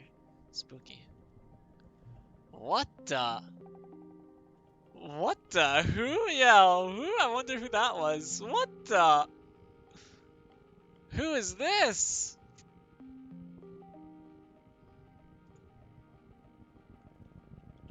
Our first contact. Oh, this is exciting. You stop for lunch, eating an earth treat grown from your own greenhouses. Yeah, sure. Yeah. +1 combat. My aim improves. Good, good, good.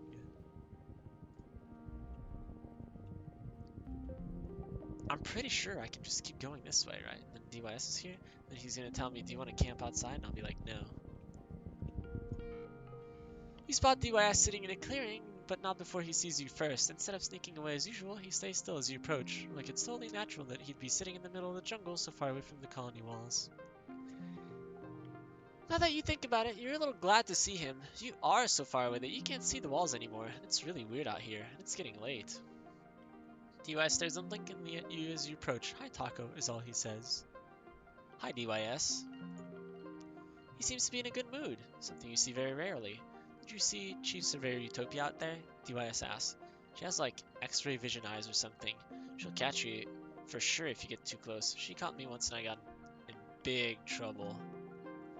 How about I show you something cool and sneaking out will be our secret, okay? He jumps up and walks a little ways into the trees. You follow. Just a few minutes away, the ground drops off and a large stone outcropping just juts out over a cliff face. DYS walks right to the edge without slowing. It's a long way down. Come on, he says. Yeah, sure. Yeah, sure. How's gratitude? Dad's love? Wow, look at us. Look at us. I feel like it'd be such a waste. How many yellow cards do I have? I have quite a bit. Yeah, I'm just gonna use these. There we go. There we go. Alright, which one do we want? I think probably like this, right? We're already at the goal? Good lord.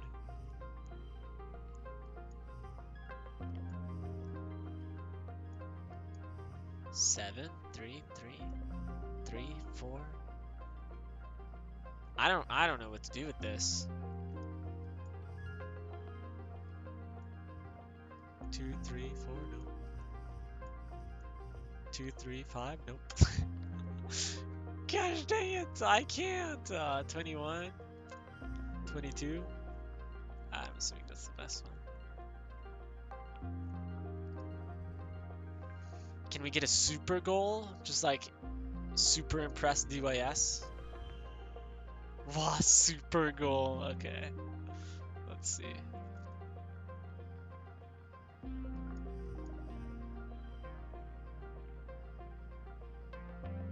Yeah, I don't actually think we can do anything here. Oh, we could. One more point. Super goal. You bravely step onto the rock and walk out to the edge with DYS. You both sit down, feet dangling over the precipice, and look out at the amazing view. It's incredible. Snap a picture with your holopalm, but you won't share it on the net. This is your secret, yours and DYS. A beautiful vista. Wow. Wow. Keep exploring. Nice.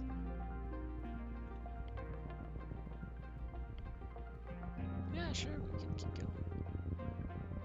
We're at 13 stress. Oh, right, because we just lost all the stress. Yeah, really good view at the top. Yeah, I remember this. +1 perception.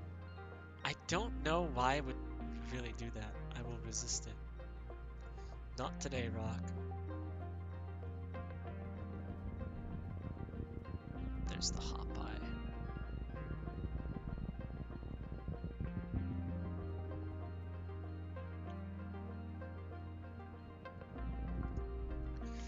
Large, woolly blue creature is floating here a meter off the ground. It seems to be upside down, which is causing it some distress. Segmented legs kick uselessly in the... Yeah, I remember this. Figure out what's wrong with her. Milk it. Ooh, yeah. So yeah, I get that. Yep. Okay. +1 animals. Okay. Yep. Gross, gross, gross. Yep.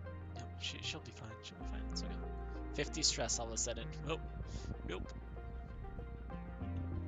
There's a hop eye there too. You leave at the path. Yeah, I'll stay and watch. Sure. Well, actually, what happens if I do this? Like the force better the way it was. I see. Okay. Okay. Hello, little friend.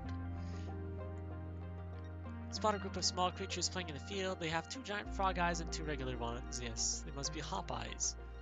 Let you get pretty close to watch them chatter. They are friends just like people, and they hop away if you get too close. Sure, walk through their territory. How hard could it be? We get the baby cards. Nice. We love baby cards, don't we? Oh! Oh boy, oh boy. And we're at the goal. Yay!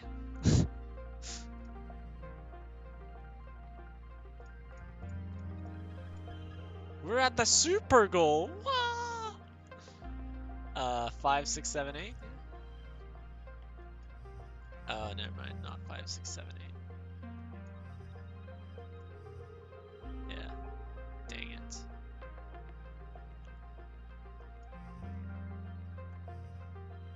36, right?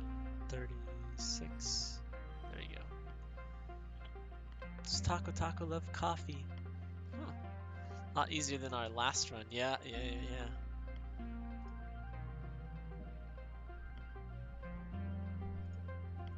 The Hopeyes are very wary at first, but you crouch down and copy their cute little squeaking noises. You bounce towards them, and amazingly, they don't hop away. You play with the Hopeyes for a few minutes before moving on. Cute little guys. Okay. I don't know where I'm going, but, you know. Oh, right, there's another path here. I know where I'm going. Should we go back to see the creature? What do you guys think? I'm gonna do it. I'm gonna do it. I'm gonna do it. We're so close to home. There's no way anything bad could happen, right? Right? We have items and all that. Oh, speaking of items, I don't have my perception thing, so I can just walk past them.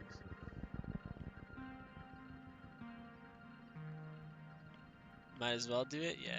If you click the link, of course. This thing. There in the clearing, the most majestic creature you've ever seen. It's like a unicorn from your dad's storybooks, with leathery reptile skin that shines when the light hits it. It moves so softly, like it doesn't even disturb the ground. Could be dangerous, but you want to see what it does. Yeah, yeah, yeah, let's see what it does. Oh my.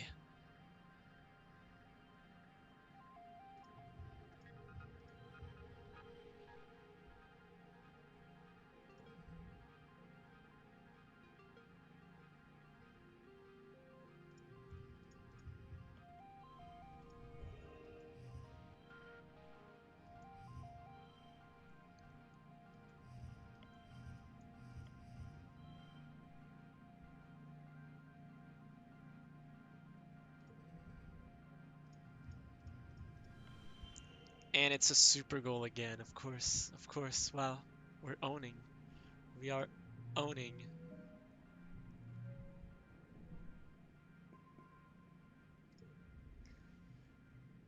As you settle in to watch it from behind a strand of mush trees, the Unisaur looks up towards you, startled by your movement. You try to hold perfectly still and quiet your breathing. After a tense moment, it goes back to its business. First, it sniffs out a good tree and rubs the scent glands in its neck against it thoroughly. Then it pees like a crystal waterfall on a rock. Everything it does seems magical. You quietly take a picture with your hollow palm, but you know you can't share it or you'd get caught for sneaking out. Next, it sharpens its horn against the rock. which is scored with marks from having done this before. This must be its favorite sharpening rock. Notice the bulge in its stomach. It must have had a huge meal recently. Eventually, it curls up for a nap.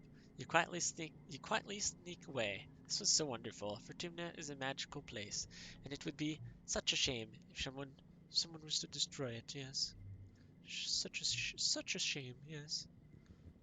But don't worry, friend. No one would ever do this. We ballin' now. Yeah, we are. Wait, I don't think I can even go there, can I? I clicked there, but yeah, I can't.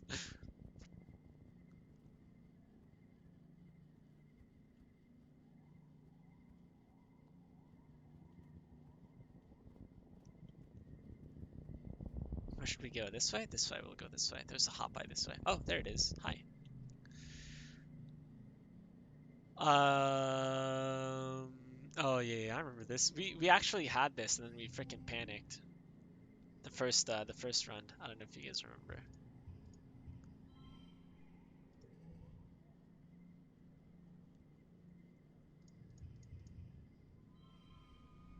Goal! Wah! This will never get old. Super goal! Wah! Amazing. 24. This is 26. Nice. Victorious. 1 toughness, 1 animals. The cute little critters kick you, but you kick back. You send them scurrying back off to pick on smaller creatures than you. Okay. Super goal, I guess, gave me 1 more point. Damn, we've been exploring for frickin' ever, and we're still going. This planet is full of all sorts of bugs. Little wrigglers, hopping beetles, yeah. Shining creepers. So much to see. Just, yes, I will just watch, yes. Perception, yes. Oh, hey, we're back here. I thought I'd, like, run into Utopia or something, but nope.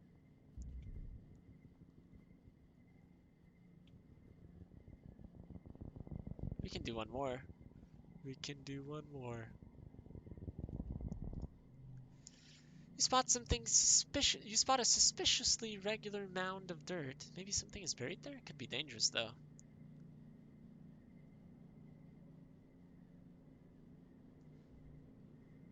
What? Poke it? Sure. You cautiously break off a branch and prod the suspicious mound, watching closely for signs of movement. Nothing. Poke further and discover it's just in fact a regular pile of dirt, nothing more. Huh. Oh, okay. Okay. Alright, let's go home. Let's go home.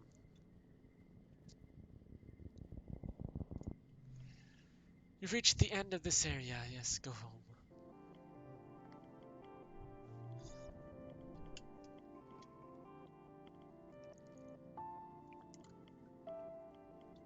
I wonder how much we got. We did so many, right? Oh, whoops. We're freaking tired. Oh, whoops. Under 3 years, wow, we've suffered hardships and losses. Yeah. Fresh water, good food, healthy children. Look around the crowd, your friends, your parents, and the other adults who've been in background radiation for your entire life. These are the closest human beings around for light years, and they are all your family. First recognized passing our dear friend, yeah, Uncle Tonin. God invites the rest of the council to stand, yes. Quick announcement. It's the same as last time.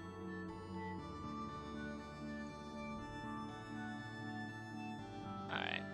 Well, I mean, let's go for the bot triathlon, even though, Com keeps adding complexity to his bot wrestling game. Last year was the hollow obstacle course, and this year there's an accuracy challenge. Sink 3 baskets, and you can move on to the next stage, Com says, unveiling something with a flourish. A vacuum bot with a basket tied to its head. It chirps as it stomps back and forth, and the crowd cheers. A little too stupid for technology. Yeah, we are. We're competing against Nem and Cal. You notice they're not racing around together. Cal's playing with the vacuum bot, and Nem is standing next to her brother. You're up first. No! No! Dang it. This card freaking sucks. Wait. Wait a minute. Wait a minute. This card sucks, but only if I want it to suck. Am I right, guys? No, stop it, Taco! You're going overboard. Wah, another one. Wah. Okay, maybe not another one. Are you overdoing it? No, I'm not overdoing it. What do you mean? We're literally cheating out here. Okay. Um, let's see. So we want this one here.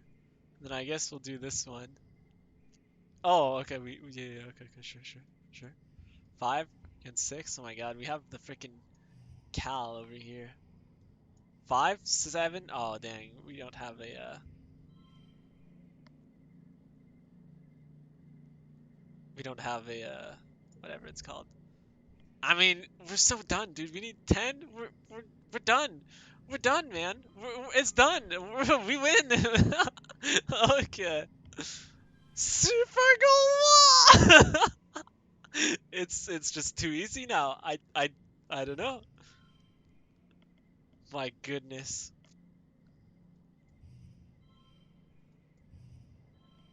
What have we done? What have we done?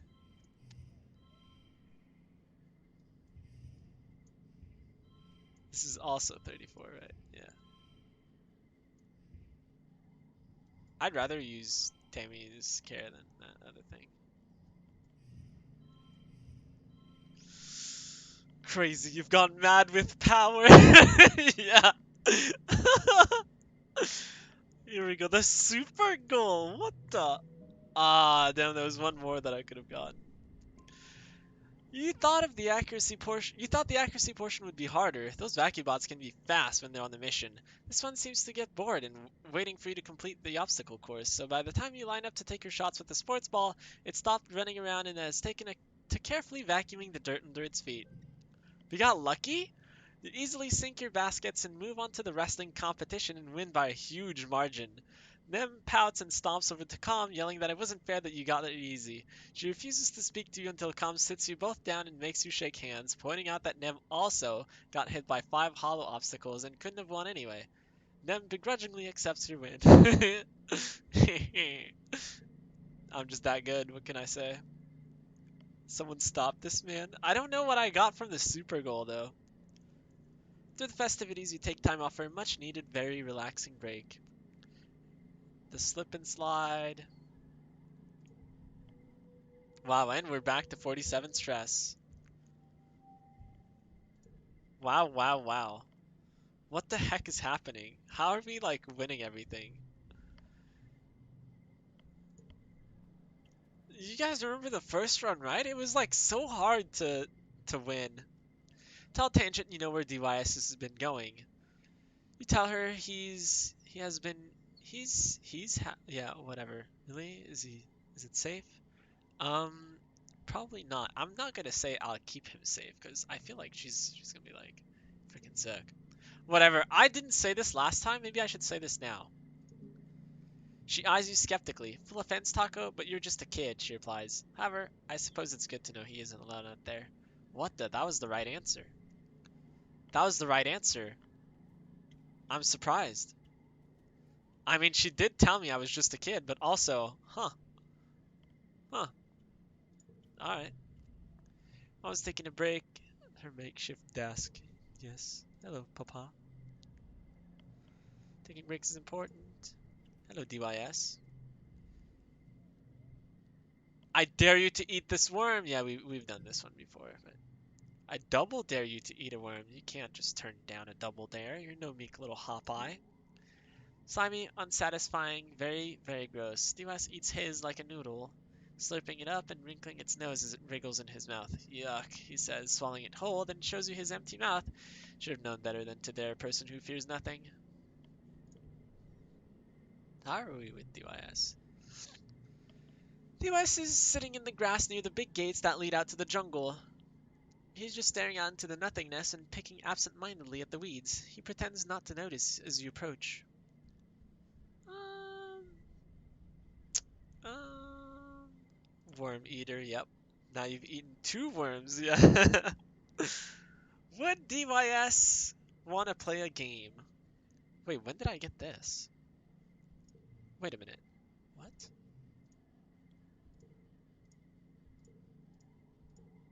I guess I saved it from last run? I didn't realize I had that last time. More towards rebellion, more adventurous, a little more wild. Sure, do you want to play a game? He draws his knees up under his chin. Not really, he mumbles into his sleeves. About a hollow palm game. No, he speaks more firmly this time. Just leave me alone. Okay. Alright, you do you. Alright. The garden looks deserted, which is strange. Cal's usually here, taking care of the animals, or playing in the dirt, or fetching things for the adults. You spot a pair of dirt-streaked legs dangling over a piece of... Merci.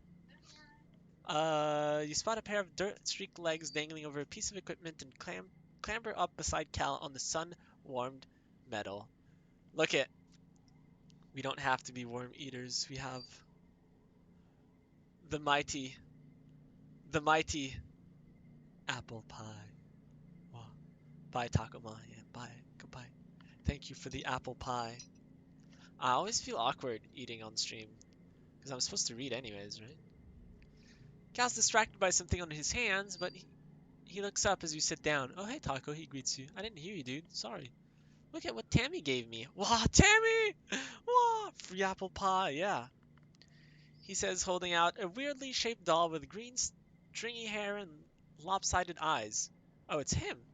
She's the best, he says proudly. It's so cool that she can make stuff from what other people think is just garbo junk.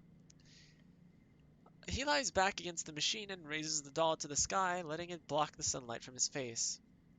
Tammy's my best friend, he continues. I know we all grew up together, but like, Tammy's really special, you know?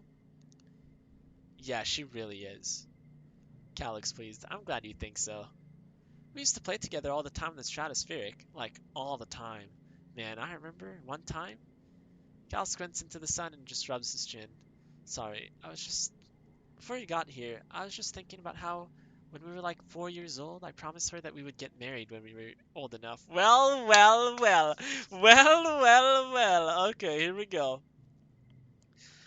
Anemone teases me about it. She thinks it doesn't count because we were just kids, but I keep thinking about it, you know? He looks down at the doll in his hands. It's truly ugly, but maybe that's part of its charm. What do you think, Taco? Tammy coming up way better? What the? That's so romantic. Cal smiles and his cheeks turn a little pink. Do you think so? Really? Aw man, that's... +1 to Tammy's confidence? Oh yeah, I'm all about that. I'm all about that. Heck yeah. Dude, let's raise Tammy's confidence. He looks away from you and strokes his thumb idly over the face of the doll, where the stitching was done with a little more care. It almost looks like Tammy meant the doll to look like Cal. Well, if you squint. Thanks, Taco, Cal says quietly. That means a lot. Um, I hope she feels the same way. You and Cal spend the rest of the afternoon basking in the warm sunshine and chatting about growing up on the stratospheric. It gets a little quiet whenever Tammy comes up again, but otherwise it's a perfectly happy day. My goodness. I know what happens when you raise Tammy's confidence high enough. Oh my god. She's gonna be the queen. If she's the queen, Cal's gonna be the king. Heck yeah. Unless it's bad. Like, helping, Tangent. Oh no! Tammy's gonna rebel. And then she's gonna die. Uh-oh. Uh-oh. Okay, so we just explored, so now we're here. Shovel dirt. Hey, Squirt, your mom calls you out. calls out to you. Don't you think it's time you started thinking about what you're gonna do when you're older? Look at her in confusion. Isn't she always telling you to stay in school? She chuckles. You gotta think about it sometime, kid. How about you come join your folks on the farm if you think you're up for it? I'm ready. Need biology 20 or greater? I don't think I'm ready. Need to brush up on your life sciences before you're ready to become a farmer. It's a complicated job. Biology, huh? Let's do it. Let's do it.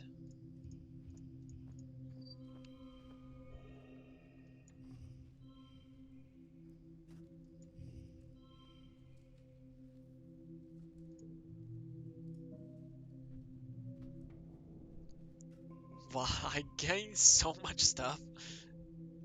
Speedrun, let's go! Let's go! I feel like I'm... Did I miss? No, no, no. Cal's birthday is right now, right? Lake Dust. Okay, okay, sorry. I feel like I've gotten better at doing those cards things. Or maybe they're just easier. Here's a cake. Happy birthday, Cal. Cal gasps, my favorite food, and on my birthday, too. He makes grabby hands at the cake and takes a big huff of the pleasant sugary smell as his eyes slip closed with sheer pleasure. Yeah, I remember this, yeah. Yeah, Cal loves cakes, yeah. I bet Tammy does, too.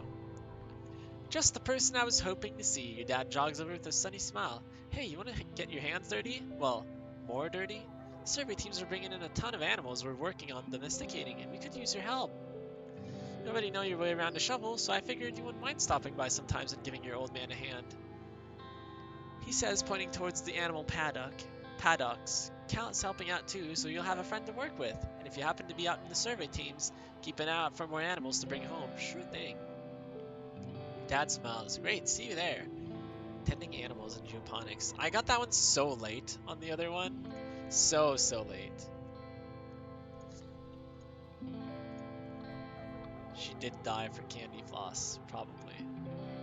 Wait, what? Wait, what? Tammy? Tammy? What? Wait, what were we talking about?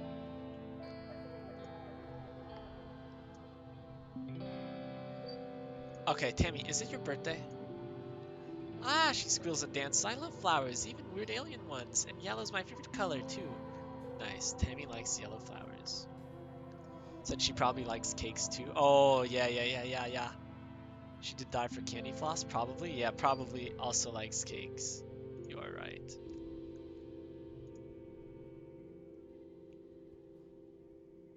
Okay, so here's the thing, right?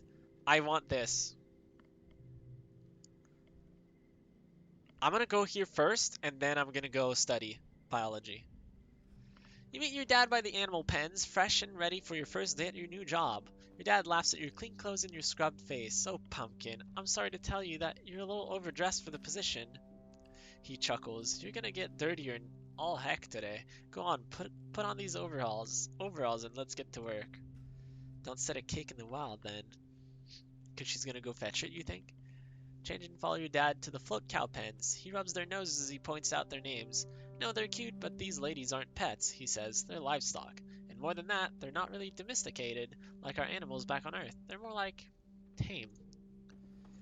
We give all the animals lots of room to roam, and we feed them well. They're not going to get chased down and eaten by bigger animals, and we help them if they're sick. It's a pretty good deal, I think. But they're still pretty wild, he says. You gotta be careful with them. He leans his elbows on the fence. We were pretty lucky that Vertuna has herd animals, he says. Makes it a little easier. Probably have real domestic animals in a couple hundred years.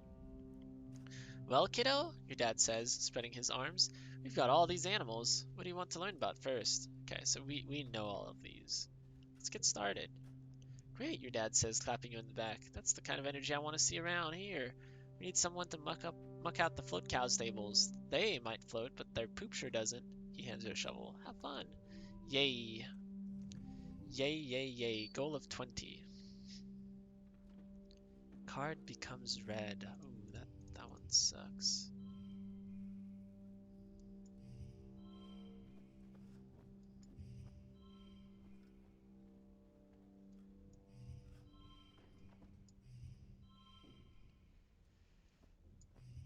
$20.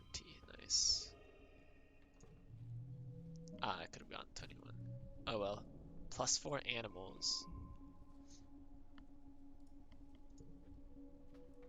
Alright, cool. So now that we've done that, let's go study. Early wet, new perk. The spa. Pay to remove cards in the quarters spa. Why did we get that? Empathy. I see. Didn't we get that one so late last time? Hey, Papa. Help with the animals? Sure. Dad is working with the float cows. One of them is sick and isn't producing enough urine as ballast. It's ballast, and it keeps wanting to float away.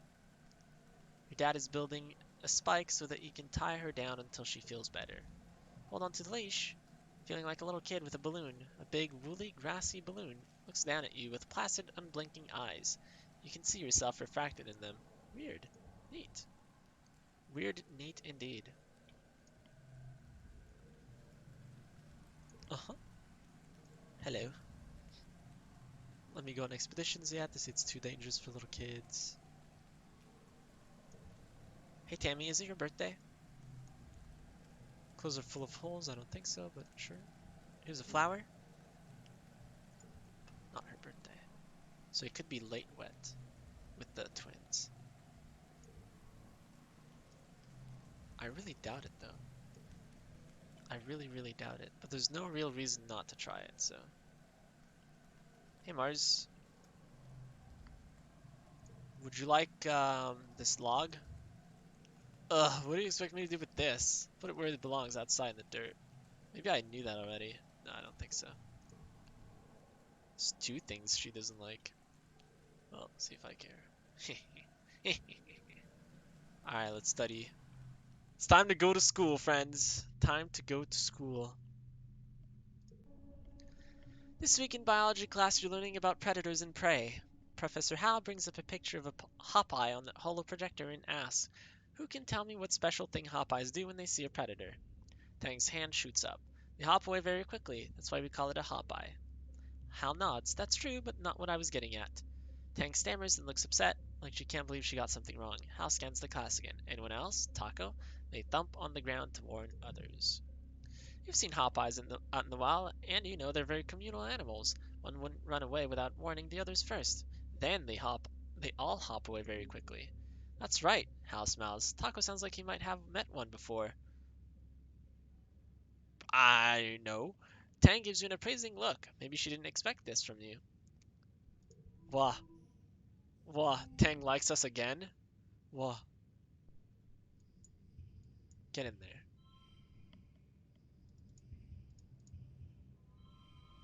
Boom, boom, boom. Boom, boom, boom. Wow, so easy. Boom, boom, boom. What is happening?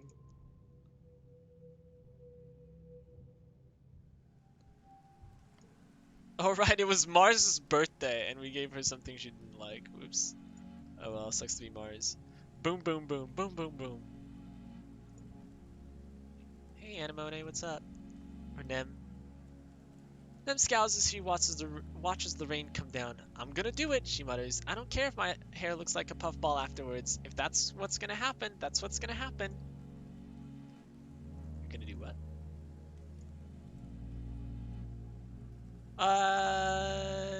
Cal, as well as several children from the creche, is stomping around the mud puddles that cover the garden this time of year. Tammy looks on from nearby and is safely under cover of umbrella. Hey Taco, Cal calls out to you. He's covered in mud practically up to his chest. Come play with us. Nope. Nope. I think this has been a Tammy route. You think so, but Anemone is at 53. Tammy's at 37. Cal's at 39. Tangent's 26. It's just these two that I can't get close to. But yeah, it's definitely an Anemone route. I don't know how it happened, to be honest, but it happened. Hello. But it can't be an Tammy route, because Cal is on the Tammy route.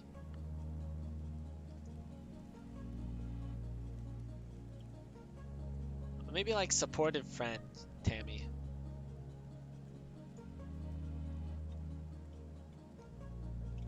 Hey, Tammy.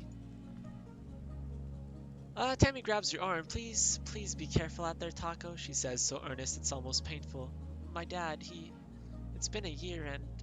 She takes a deep breath. It's dangerous out there. Please promise me you'll be safe. Oh yeah, it has been a year. Or almost a year. Register for engineering class? Oh wow. Reasoning 5 or more! What the? We're so smart! 5 reasoning? Using Congruence's HoloNet scheduling system is almost a test on its own. You feel like a hacker navigating the confusing interface, but manage to add your name to the list of drop-in students. You're now eligible to join Tangent and some of the older students in engineering class. +1 engineering, +1 organizing.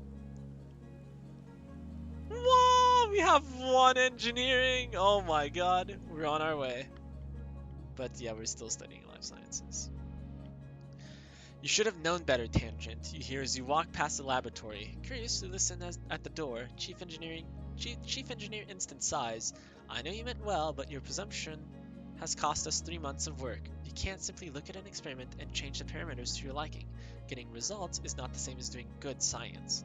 Your findings, however scientifically interesting, are useless to us without sound methodological underpinnings. 77.4k now, ayo! Tang's response is more subdued than you've ever heard her before. I'm sorry, Chief Engineer, she mumbles, looking down at the floor. I recognize the error of my ways. I should hope so, Instance replies, pinching the bridge of her nose with her fingers. I'll expect you in the lab first thing tomorrow morning, and I will personally supervise your work in resetting the experiment. You flatten yourself against the wall as Instance breezes past you, barely giving you a second look as she strides down the hallway. You poke your head inside the laboratory, where Tang scowls and wipes her eyes. What do you want? Cheer up, it could be worse. Sure.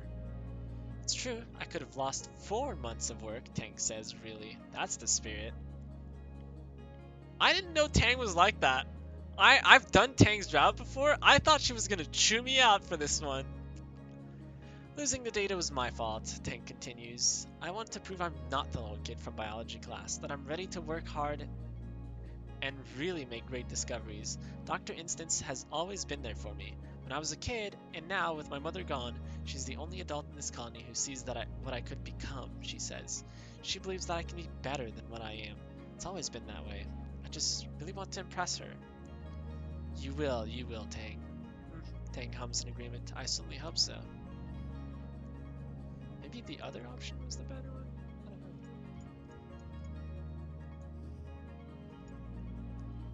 So this is better if I don't use the baby card. How funny. How funny. Hilarious, some would say. Hilarious.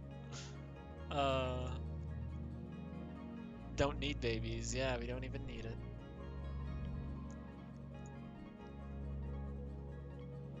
Alright, we're big stressed now. We relax. Right before glow, it's perfect. I don't do playing. Yes, you don't. By the way, here's a cake. Happy birthday. I don't have a cake. What else do you like? Yellow flowers? Here's a flower. Happy birthday. Seems you've remembered it's my birthday. How thoughtful of you, Tang says, accepting the flower with a dubious look. I'll set this flower aside to analyze later. I am interested in the properties of all Vertumna flora. You're more beautiful than any flower. Wow. I hope you find it useful. More beautiful than any flower. Yeah, when I said that in the other run, she was like, don't ever say that again. And then I kept saying it every time. Because that's the kind of person I am. Tangent is deep in conversation with one of the other scientists. He seems to be consoling her, though Tangent's face betrays no emotion as he claps her on her shoulder and reassures her that she's doing really well for someone so young, and that everyone compromised some of their samples when they were first learning. Damn, you still can't outriz her. I know, I know. He leaves and Tangent sighs as she goes to put her head in her hands, stopping short when she realizes she's still wearing gloves. She peels them off and digs her fingers into her eyes. What's up, Tang? Tang grimaces. Just great. Well, I compromised an experiment I was working on because the vent was still open when I was spraying the workstation down with sanitizer.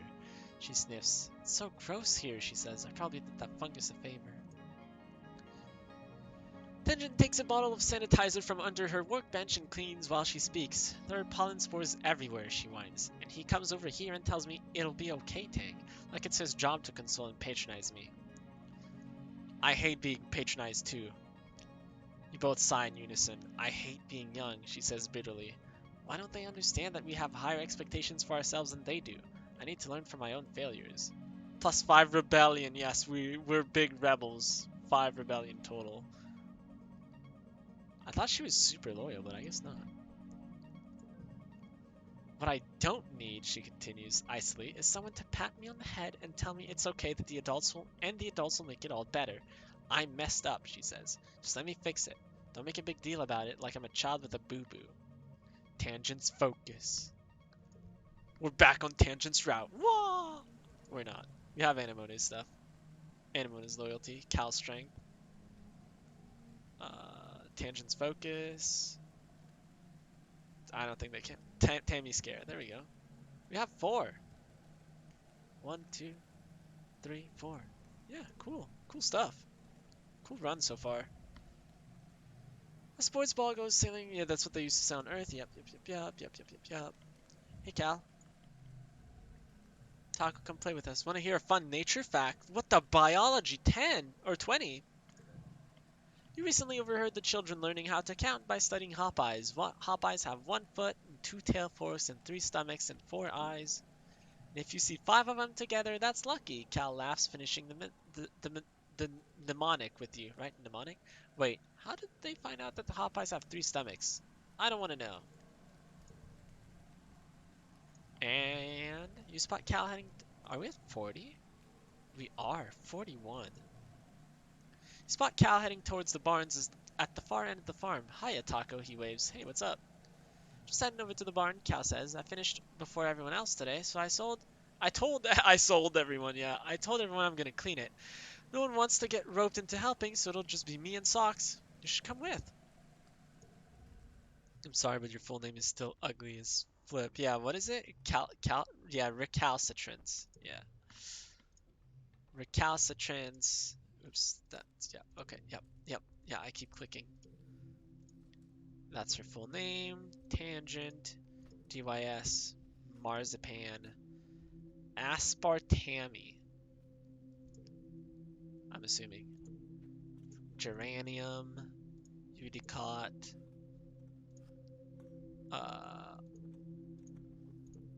Aunt Anne, right? Auntie. Instance. Hal. Tonin. Utopia. Tonin isn't even his full name. Huh. I know DYS's full name. Oh, that's not his full name? What the? Cal whistles as you enter the barn, and the chest where Socks sleeps starts to rattle. He laughs and pops the lid, hefting Socks up onto his arms. Hey girl, he coos. Time to get some forbidden daytime zoomies out. You and Cal play with Socks for a little while, chasing her around the barn. She chitters and stomps her stubby little legs, clearly enjoying the attention. Have a little while before I have to get back to work, Cal says. What should we do?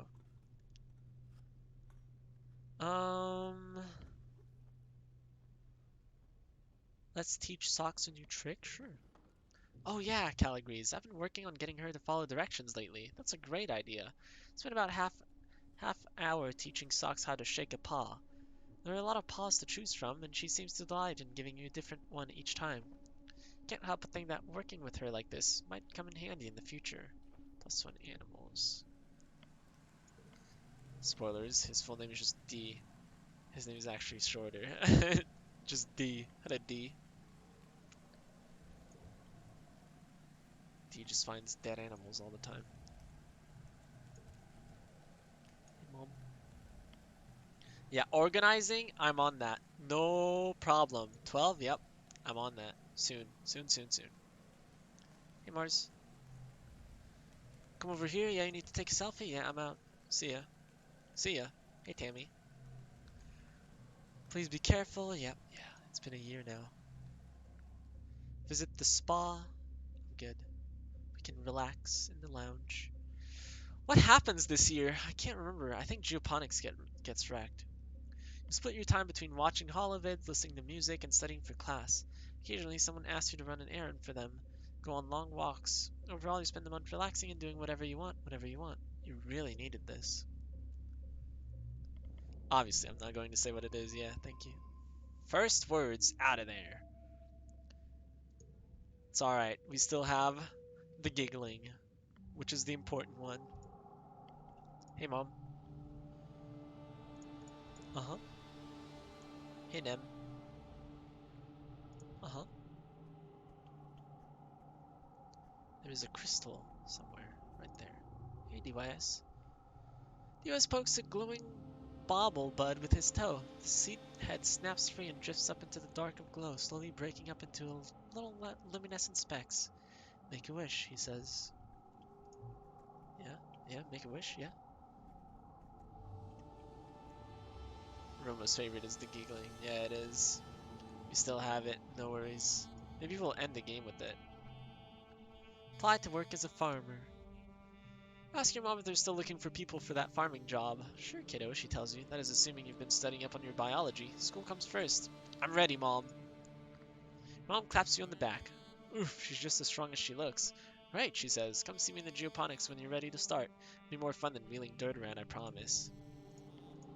I'm ready, Mom.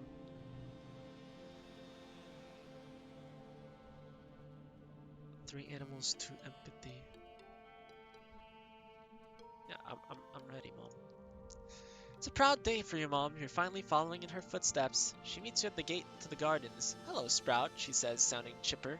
Come on, we've got a lot to cover before you'll be able to keep up with the rest of us.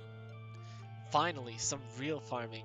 Last time, when we got to this spot, Mom was dead already. Mom shows you around the fields in the geoponics domes. You'll mostly be working in the fields with the hardier earth crops like the potatoes and the corn, as well as the native plants we've managed to cultivate. She frowns. We'll figure out how to cultivate these native plants somehow. Spend the rest of the day pulling weeds and watering plants. You're dirty up to your waist by the time you're finished, but it's good, honest work. You're proud to be able to do something that helps out the colony. Cal gives you a high five and invites you for a cool drink in the cafeteria. All the other agriculturists join you. Of all the places in the colony you've worked, geoponics is the most like a family. Maybe because they've always been your family, thanks to your mom and dad. Get to work.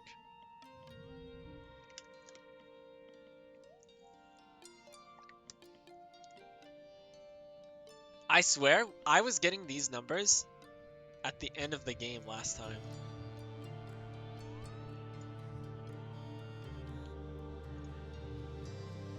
'26 was the best, damn.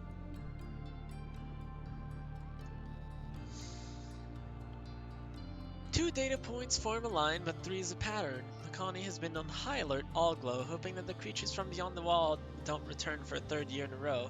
Surveyors keep reporting that they're seeing unusual animal activity. Even the plants seem different, they say. New tracks that must have been left by creatures larger and heavier than you've ever seen. Even the other colonists drill evacuation plans. You're in engineering when you hear the sirens ring through the colony. You cover your ears against the noise and make your way to the nearby classroom. This is one of the assembly points, so you should be safe there, but it wasn't so safe last year for Professor Hal. What if another creature gets in? Look at Professor Hal and he looks back at you. Last year you saved his life right here. He clears his throat, visibly trying to stay calm. All right, children, he says, subconsciously touching his neck. Just remain seated. I'm certain everything will be fine. You've been told this before. As the sirens continue, you're faced with a choice. Stay put, try to leave, sneak out.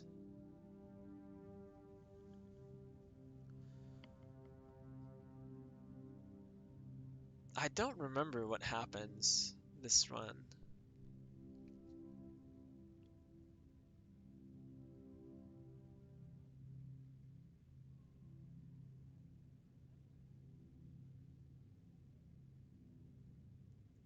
Should we sneak out? Maybe it's time for a bite. Well, I figure it out.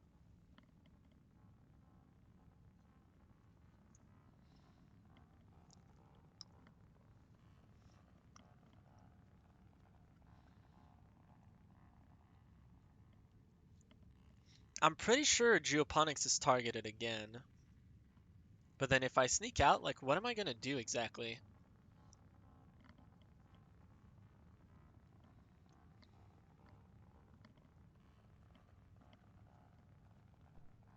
It's clearly not the big creature because that's right before the other colony arrives.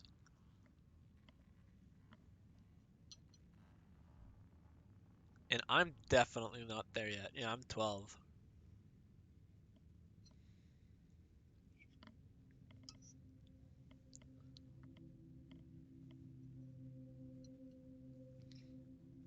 Alright, I'll stay put, I think.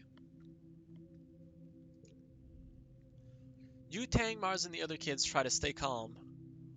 Hal tells everyone to get under the big tables together. There's some nervous laughter as kids bump into each other. Then he reads from a textbook on Earth history how to try to distract everyone.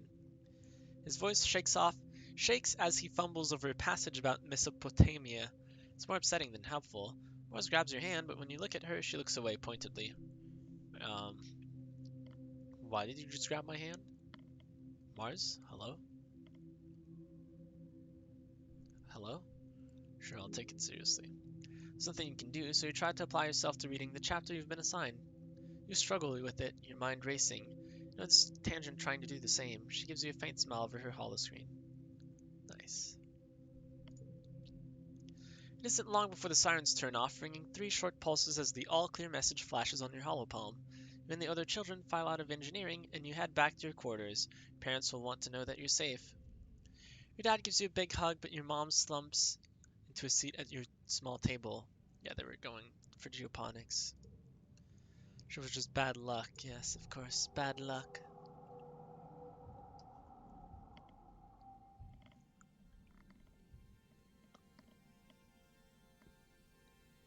My god, we got so many cards. Wow. Start age 13. Alright. Our biggest thing here is to find when the flip Tammy's birthday is. If only Cal would tell us.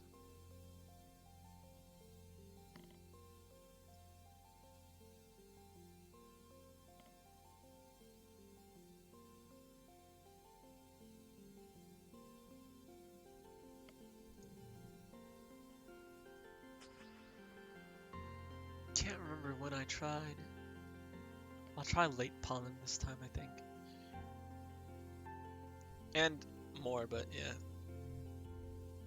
Can't help but feel like her birthday's in pollen. Cal takes a deep breath and lets it all out in a huge sigh. I love the smell of the air here, he says. It's not clean like the Strato, but like, it's fresh. If you know what I mean. It smells like dirt and compost and manure and growing things. And when I breathe it in, it's just, he takes another breath. It just reminds me that everything here is alive and important. Dad doesn't have time to chat, but he waves hello. Hey, Mom. Mom's hard at work. Hey, Mars. There's a little twirl. Believe how many kudos. Yeah. Hey, Tammy, is it your birthday?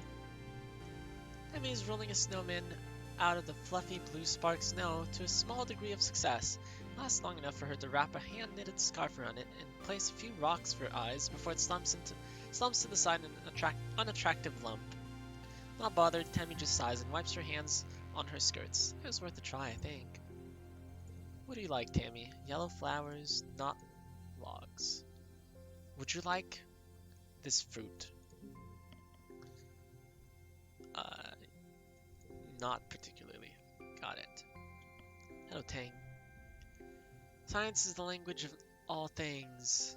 Biology is simply applied. Yeah, I remember this one. Makes no sense. Yeah, we're gonna go to engineering. We haven't been there yet, so let's do it. Professor Hal rubs his hands together as he waits for the class to settle down. He's in a great mood. This must be his favorite subject to teach.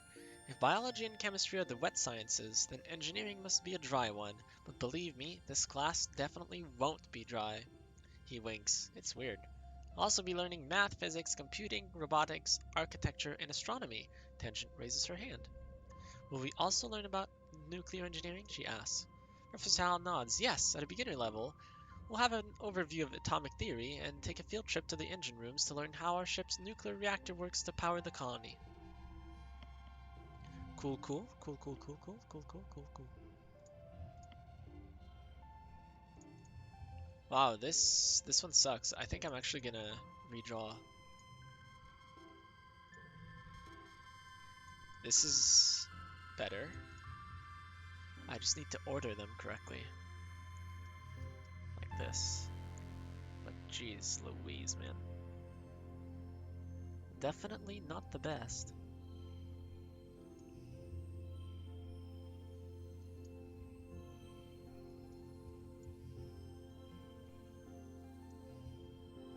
Alright, I guess we'll push through.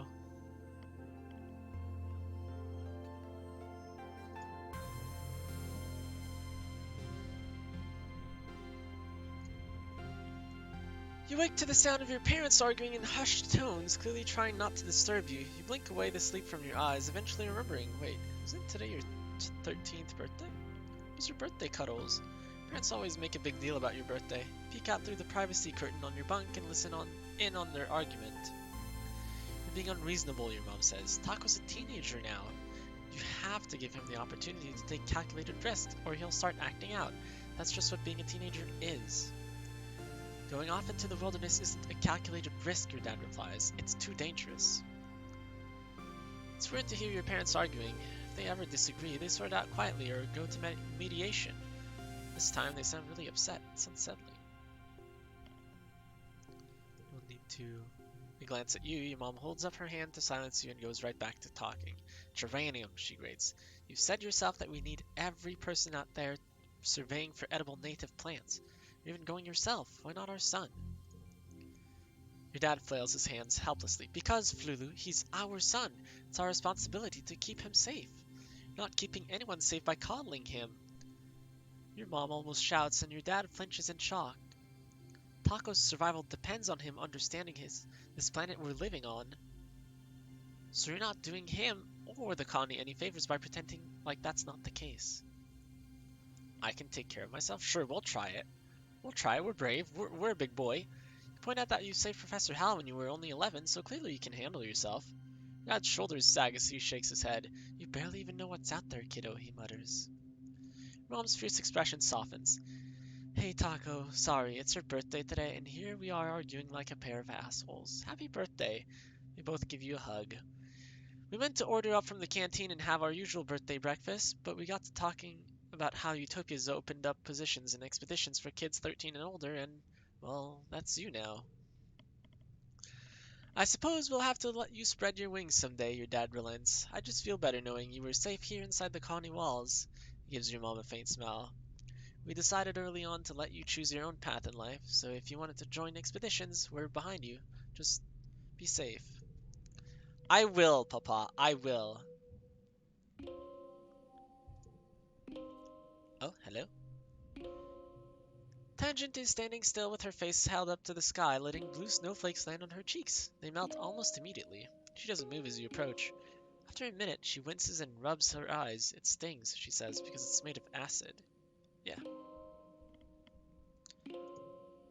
Tang nods. Professor Hal says it isn't harmful, and it is an important part of the natural cycle here. It freezes at 12 degrees Celsius and turns into tiny crystals that are so heavy they fall from the clouds. You can see them under a microscope. She sticks her tongue out and lets some of the flakes fall on it. Tastes kinda sour, but sweet, she observes. Fascinating. Tang pulls a sample jar out of her coat. We know what it's made of, but our understanding is incomplete, she says, and places the jar on an outcropping of rocks. The big mushrooms changed in shape and color before the snow began to fall. I wonder, is there some sort of signal that precedes the changing of the seasons? What happens if I expose samples collected in dust season to snow from quiet season? A small excited smile creeps across Tang's face. There's so much to learn about this planet. I can't wait. You and your brother are so much alike. Interesting choice of dialogue. Tang narrows her eyes. Yes, we used to get that a lot, she says. I guess it's still true if you think sneaking out of the colony is the same as valid scientific research. She frowns at you. He's so dumb, she mutters and shoves her hands under her arms.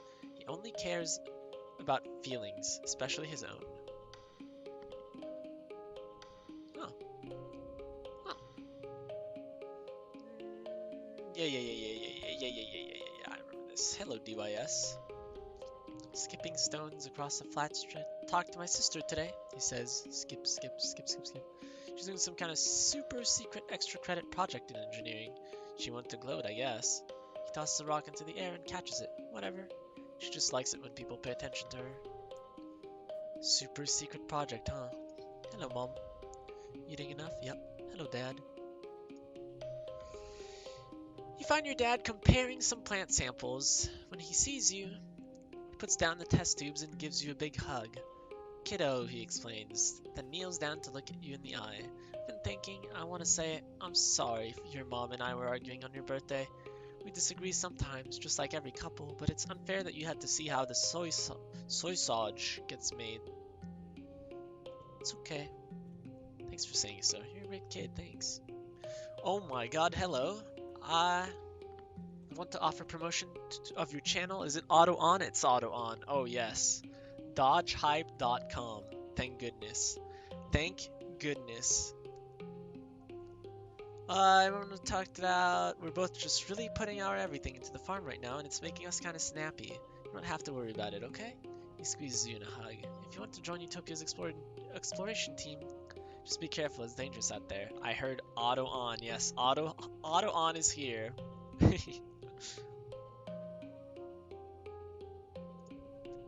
Auto on is back. Hello. Marzipan, yes. Hello, Tammy. Tammy beams when she sees you, like there's nothing better in the world than the sight of your face. Happy birthday, Taco. She comes in for her annual birthday hug, throwing her arms around you and giving you a great big squeeze. Here, I got you this. She steps back and reaches into one of her many deep pockets of her dress, producing a little paper box. I made you this, she laughs, opening it to reveal a little snack-sized cake. Yeah, it's the same as last year, yes. Share it with Tammy. Tammy's so nice.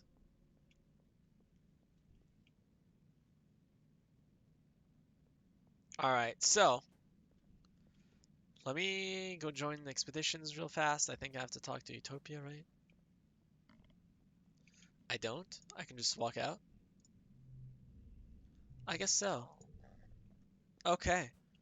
I'm just gonna help here, I think. So that we have food.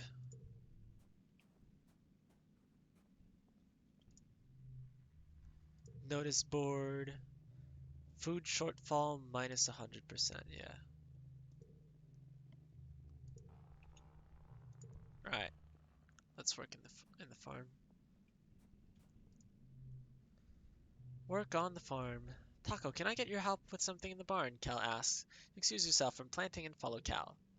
Something's wrong with Socks, Cal says, closing the door behind you. She won't eat and she cries all the time. Look into Socks' crate. She's almost too big for it now, even curled up in a ball. She raises her head and peeps miserably at you, then curls even tighter, her bulbous antenna drooping. She looks paler, right? Cal says, coming up beside you. She's always sleepy and cold. I don't know what to do. She won't eat leaves anymore, or anything else I bring her. Potatoes, corn, wheat, beans. She just chews them and spits them out. He points to the lid of the box. She's been chewing on her box, too, he says. I'm worried she's going to chew her way out and escape while I'm not here. Cal rubs Socks under his chin, but she barely responds to his touch. Been outside the walls, right, Taco? I don't know how you know this. Have you ever seen any animals like Socks? Full-grown ones? What do they eat? I'll look next time I'm surveying. Thank you, Taco, Cal says, sighing as he closes the box. I'm really worried. Get to work. I want to offer promotion, auto on. Yeah, go to the friendly Taco. Wow! Wow! I don't know if you'll find anything good in there, but wow. Card becomes 2!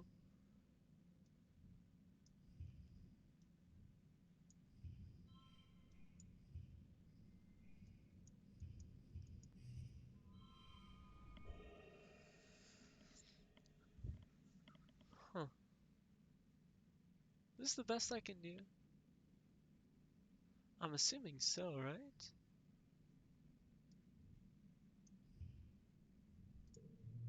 It was not. I could have gotten the 25. Well, I got extra kudos. I didn't, but we can pretend. Late quiet. Hello. What's up? Wanna help? Got a lot of seeds to get in the ground. Yeah. Hey, Papa. How are your classes going? I know it's hard to sit in the classroom while there's so much to explore, but everything in life is gonna get easier for you if you take the time now to learn about a lot of things. He laughs. Who knows? Maybe you'll be running this place one day. I doubt it, Papa, but thanks. Mom is hard at work. Uh-huh. I'm also hard at work. I'm gonna help her this time. Flicked her face. She's swatching various eyeshadows on her forearm. Just because we're out here struggling to survive in the musty armpit of space, that doesn't mean we can't enjoy ourselves a little. Yes. Did you hear about what's happening with the PS5 slash Xbox One scalpers? Wait, what do you mean? I haven't. Tammy is bobbing her head along happily to music coming through her ear speak, which she turns off as she sees you approach. Hello, Taco, I was just daydreaming. Her gaze flicks over to the geoponics dome before she gives you a distracted smile. What's up? Do you need something? Thinking about Cal, huh? Thinking about Cal, huh?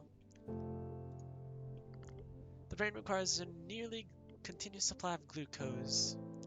Food, sweets, yes. Hello, Nem. Hey, Taco, what's up? Not much. Hey, DYS. What's up? Mars called me a maladapted degenerate today, he says. Then she told me she was trying to help. Yes. Her prince, yeah, her prince. Know about the supply problem that PS5 and Xbox One had? I did not know. I do not.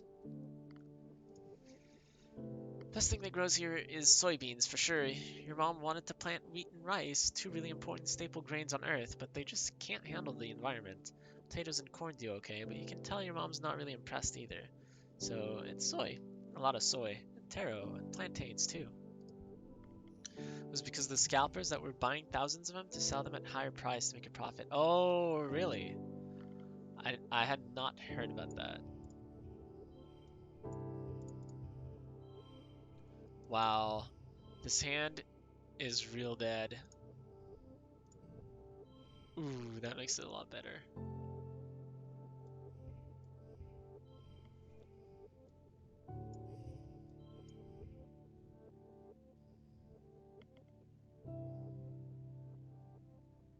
But yeah, I don't think I can actually do anything fancy with it. Switch had the same problem in 2020, really? They're regretting it because the supply matches the demand. Oh, I see. So now they bought a ton of them, but they can't sell them to a higher price, right? Yeah.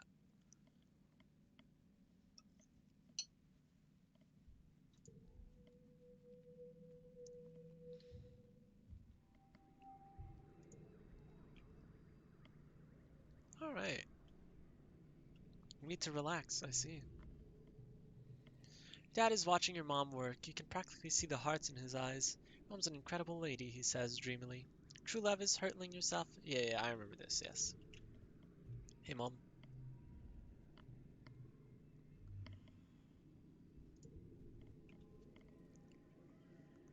Scalpers are forced to sell it under the market price because they can't give a warranty with the console. Oh, I see. That's pretty funny. So hard to find a place that still had the one I got. Did you get a special one, or? I'm gonna try late pollen this time. Hi, Taco. Oh, I'm supposed to tell you there's a new park near Geoponics now. Cal says, we can run around all we want. Nobody will say we're trampling the fields. You should come play there sometimes. Relax in the park. I'm gonna go do that, actually. A normal Switch. Oh, really?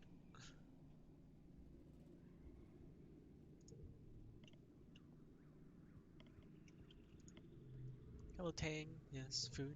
Sweets, I mean. Hello, Anemone. Or Nem, I mean. Alright, let's go play in the park. Relax in the park. You and Cal walk through the park, a special place set aside for growing ornamental plants from Earth. It was grown from a precious seed bank preserved for over 20 years aboard the Stratospheric before your mother started planting them here on Vertumna. Almost nothing here is grown for food, though many of them are technically edible. It's so green here, Cal says, stopping to smell a bush of fist-sized red flowers with velvety petals. Wow, this smells so sweet. So weird. My mom worked really hard on this. Such a waste of space. It's so peaceful. Oh, it's so peaceful, sure. Cal breathes deep, a funny smile on his face. It really is. This is one of my favorite places in the whole colony. You can really feel the love in every plant. One pretty white flower in particular is flourishing here. The Astrantia, your mother's favorite. Oh, the one that she would have given me for my birthday. It seems to be growing faster than even native plants do, covering the paths and bluffs with tiny white stars. You practically have to push clumps of it aside in some places just to make sure you don't crush any.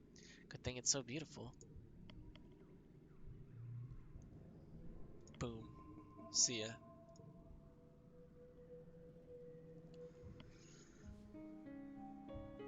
Even so, people don't buy them because they get the consoles they buy in normal markets instead of having to wait for the delivery from who knows where. If they buy from scalpers, yeah. Scalpers bought all the Switches from all the other stores. I was lucky. One place still had one in stock. Bought mine from a pharmacy, really?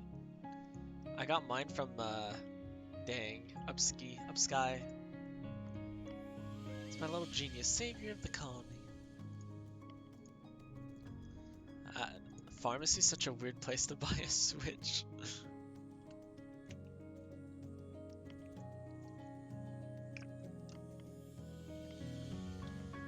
Hey Cal, what's up? Cal and Tammy are walking through the garden shoulder to shoulder. Every so often, Cal stops and points out something while Tammy smiles indulgently. They see you approach and stop walking, moving a little bit apart from each other. Cal waves at you. Hey Taco, what's up? Oh wow, am I interrupting here? Hello Taco, Tammy bounds over to you. I have a present for you. She presents you with a gift. It's wrapped in homemade wrapping paper, scribbled with hearts and flowers. Open it, she says, bouncing on her toes. Wait, 40? You open the gift and pull out a small replica model of, well, you think it might be a hoverboard? It's either a hoverboard or a weirdly avant-garde spoon. The paint smears a bit under your fingers. Tammy beams proudly. You told me once that your favorite toy is a hoverboard and, well, I don't know how to make a real hoverboard, but I do know how to make a model of one. Oh my god, Tammy, you are the frickin' sweetest. You thank Tammy for her gift and she clasps her hands in front of her heart. I'm glad you like it, Taco. I worked really hard on it. Oh my god, Tammy.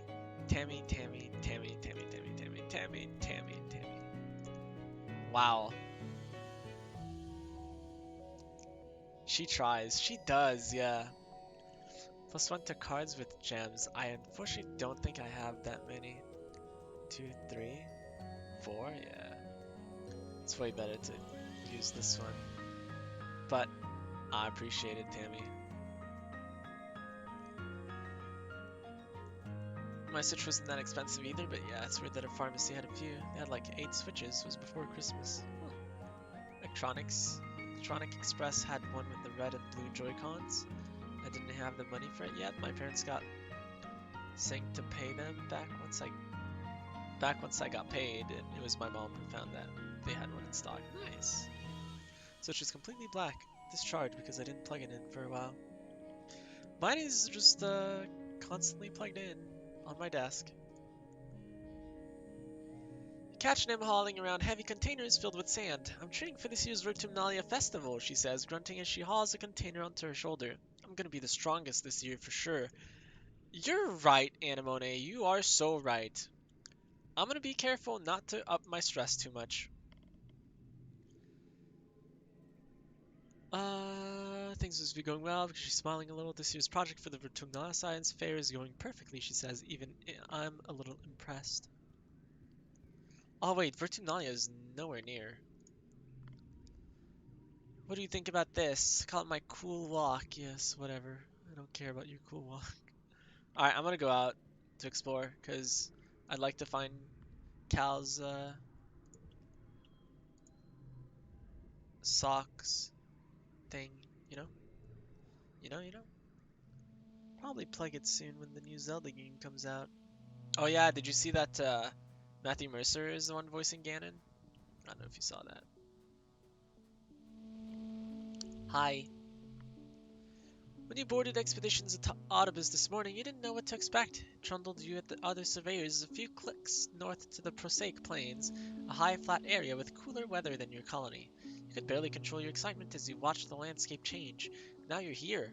You're finally old enough for a real survey mission, away from the colony. You meet Chief Surveyor Utopia at the depot. This here's a plas cutter, she says, handing you one. It's a tool for cutting and heating things. You can use it to make a fire, causterize a wound, boil water, and it cuts some materials pretty alright. You can use it for self-defense too, but I don't suggest it. You're gonna be in danger. She makes a so-so motion with her hand. This is a quiet area, and what we're doing, we're not supposed to be in danger. We're just gonna be taking notes and pictures, keeping track of all the flora and fauna we see. Just don't touch anything unless I ask you to take a sample. Everything is potentially dangerous. We don't know much about what's out there, which is why we need surveyors, even youngins like you. The Prosaic Plains are a sparse region. Like you can assume from the name, you can see things from a long way off. Utopia sees you squinting at the horizon. And what are you gonna do if you see something coming for you? Avoid it. Good kid, Utopia approves, patting you on the back. We don't need any trouble. The US joins you. He must have come on an earlier autobus or whatever. Ah, good, you're here, Utopia says, digging out another plas cutter for DYS. You two greenhorns are with me for the foreseeable. Now, we don't gotta sniff each other's butts all the time out there, but I do expect y'all to be in yelling distance. Comms can get spotty out here. You and DYS share knowing glances. You've both been sneaking out to explore long before you were officially allowed to. Utopia also hands you a surveying drone and shows you how to launch it. It'll automatically perform local scans of wherever you go, though detailed scans still need to be done manually. When you return here to the depot, it'll upload its findings to the HoloNet. Your job is to cover ground, see what's out there, and so long as it isn't dangerous, record it. She slaps you on the back. Alright team, don't get yourselves killed out there, okay? Okay. Yeah, Ganon looks and sounds great, like he's the hottest Ganondorf you've ever had. Fans had reason to say that hydrated Ganondorf is gonna be hot. Hydrated Ganondorf? What?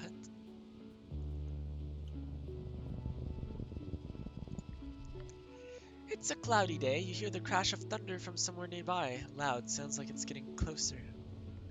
Suddenly a massive... Yeah, I remember. Yeah, it's the big one. Stay calm and analyze its movement. 50 perception? Are you serious? Stand still and run? I will stand still. Sure. Freeze up in terror, closing your eyes and standing perfectly still. Maybe it'll just pass by. And sense a shadow descending from above you. Something suddenly hits you from the left and you're flung sideways off your feet. A moment later, one massive leg slams down right where you'd been. Another second, you'd been flat as the grass underneath it. Look up to this, what hit you, but it, or they, is already gone, having saved your life. What the? What the? Who is this? Saving my life? What?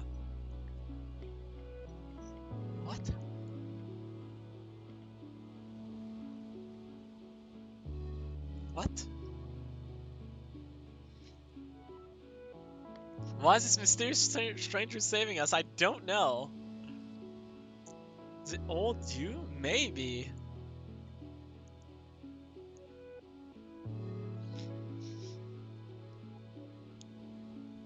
It was a joke because of the first trailer of Zelda, Tears of the Kingdom. Ganondorf was just a dehydrated bony husk. Oh, really? Know who it is, but I'm not saying yet. Don't say. Ah, that's the second time we see them.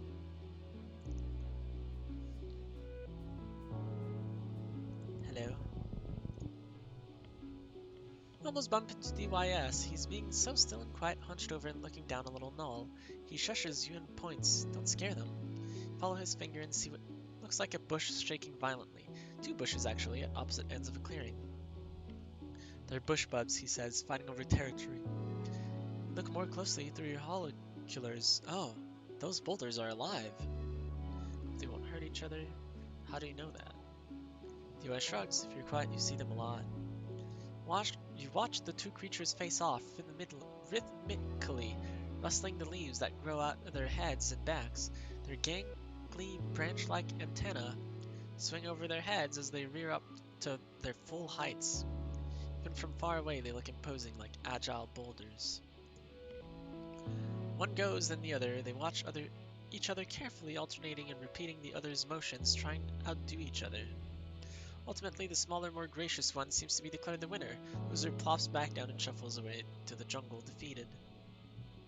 Cool, cool, cool, cool, cool, cool, cool. Now they've shown actual Ganondorf. The fans are losing it. Yeah, I've seen it too. I've seen it too. Oh, there. Okay. Drifts of spark snow make this area hard to pass through. Your feet keep sinking into it, and you have to work to get them free with every step. The only way forward here is through an especially deep area. Take a break and play in it. Shovel it out of the way, find another way around it. I'll shovel it out of the way. You know what? I'm tough. You actually don't have to shovel with you. You just find a bush you can sort of use like a broom to sweep the snow out of the way. Spark snow is lighter and floofier than you were expecting. Whacking it with your bush causes showers of pretty sparks and tiny popping noises. It takes ages to clear the path, but it's oddly satisfying. Hopefully the next surveyor through will appreciate your hard work.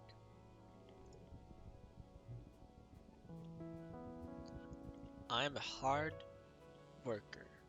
Yes, sir.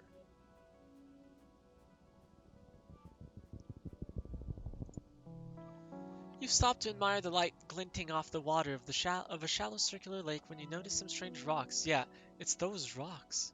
It's so strange. I will I will touch a random rock. I don't think I did that before. When you touch glows a deep gold. You feel emotion, curiosity, playfulness. It's odd, but you have a strong sense that the feelings aren't your own. You think they might be coming from the rock. Then it goes dark, and the pattern from earlier repeats. The rocks want you to follow the pattern. Repeat the pattern. Memory game. +1 animals. Okay. Hello.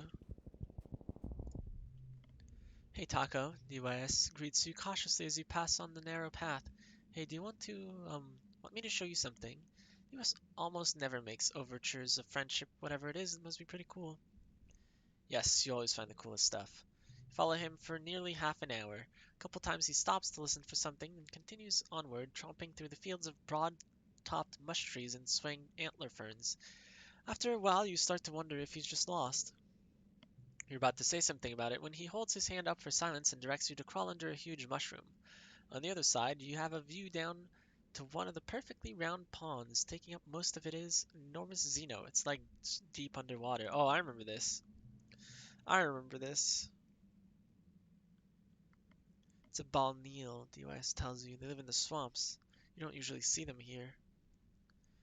This one seems totally at home. It dips its long neck and even longer mouth into the pond, sucking up water from the bottom and spewing it out of a spout at the back of its head. I don't actually remember this.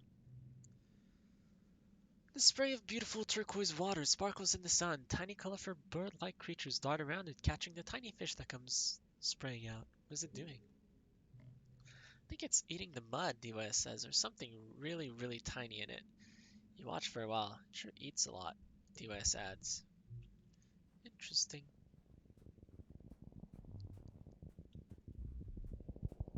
Dead end, huh? There's not much to find out here, but the peaceful atmosphere is great for contemplation. Find a particularly beautiful little plateau where you can see the plains spread out before you like a picnic blanket, round lakes dotting the land like glimmering mirrors of sky. He was scouting further ahead. He was eager to find some adventure. I will stop to meditate, yes. Focus on the sounds around you, on your breathing, on the feeling of your butt on the rock, and the slightly cool breeze on your face. It's very peaceful. You can feel yourself relax as you become one with the planet. Nice. Nice, nice, nice.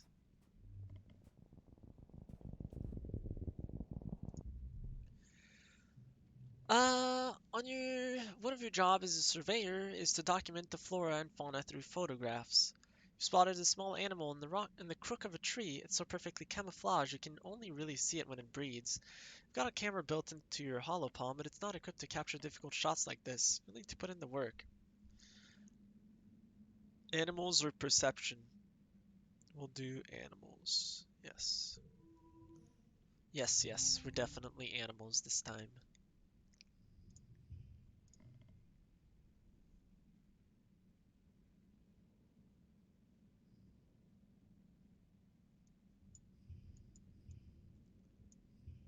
Ooh, wow.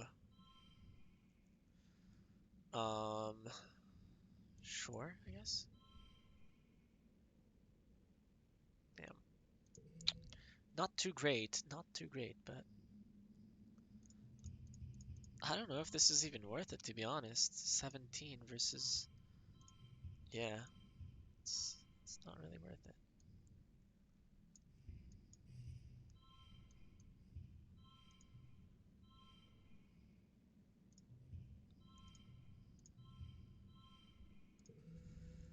Yellow cards, here we go.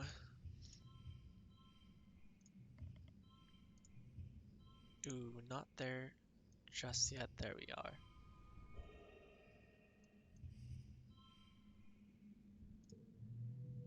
Ooh, maybe the blue one was better since I didn't have many reds. Yeah.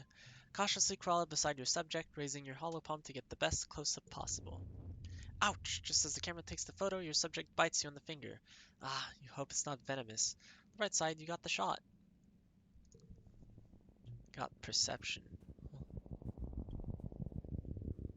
Stick to the road, yes, yes. Terrain here is strange, some kind of smooth rock covered in lichens and tiny plants. It's really warm and the spark snow melts when it hits it. Carefully move over it. Becomes physical. Okay, ooh, wow. 7-6, wowza.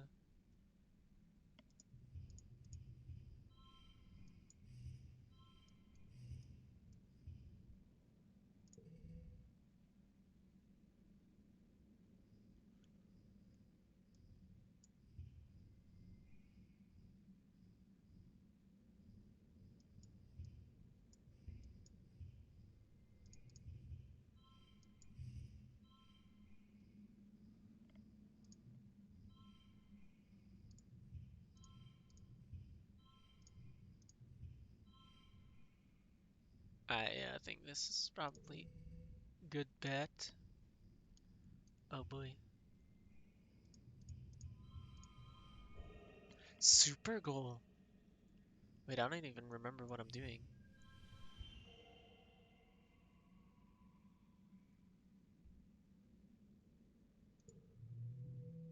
Wow, really? 41? Jeez. After cautiously walking around on it for a few minutes and observing quietly, you realize the ground's alive, and it's rumbling very slightly. What you thought was just a rock slowly opens. It's an eye. It stares at you dreamily, and you stare back, fascinated. This must be a very ancient creature. It's so vast, it's completely merged into the surroundings. There are even trees growing out of it. A little animal, like a moth with huge web-bed feet, lands between you and the massive eye and starts preening. The eye dilates to focus on the moth, then it slowly closes again in what you think might be contentment. After a minute, you feel a faint rumble under your feet, regular breathing in and out, snoring. You creep off the creature, careful not to wake it again. Isn't this Cal's animal? Isn't this what I was supposed to find? No? No? Okay. Yoink. And another one here. Yoink.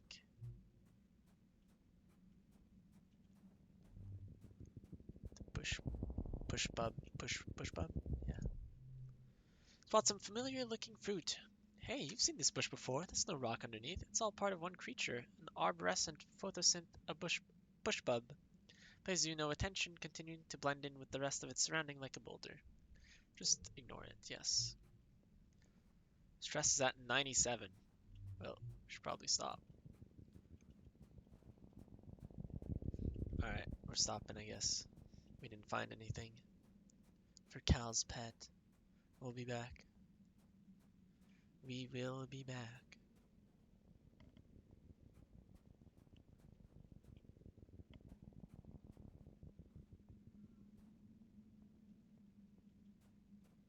If not, then it might be nearby. I don't know. Huh. I don't know.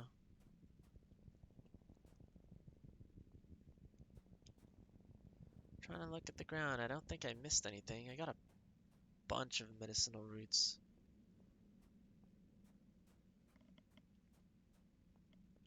Alright, time to go home. This will end the month. Yes, go home. Maybe a seasonal thing too? Oh, really? Dang it. That wouldn't be good. You're getting older. It's that magical time in your life. Ah, yes, there we go. Um, Children become adults. Yeah, you were younger. Conference gave you a frank presentation about preparing for the changes your bodies would experience in the next few years. Which parts of the presentation was relevant to you? Voice changing and getting erections. Yes, indeed. You and your friends giggled your way through Congruence's presentation and left with a new appreciation for the wonders of the human body. Puberty had felt like something that would happen so far in the future that it didn't apply to you. You put it out of your mind even as you noticed Cal's voice begin to drop or Mars starting to dress differently. Till one morning you wake up and yes, something feels different, yes. You can see before going hovering the region with your mouse. Some of the big events are only there during a specific season. Oh, really? Okay. I'll try that. Just know something's off. Yes, I will deal with the mess. Yes, yes, yes. I'm not reading that one again. Yes.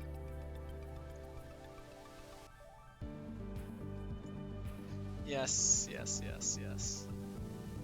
Hormones, yes. Late pollen.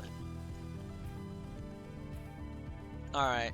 Hopefully today is Tammy's birthday. Is it your birthday, Tammy? Would you like this? You remember my birthday! We did it. We found it. Tammy exclaims, "Thank you so much, Taco." We learned of Tammy's birthday. Hormones. Cal's eyes crinkle when he sees you approach, and he pulls off his face mask. "I'm outside all the time," he says, "and I hate it when my chest gets all tight and itchy around this time of year. The mask kinda helps, I think. My mom nanoprints a ton of them to use in the med bay. You should go grab one with all the running around you do." He didn't tell me this last time, I think.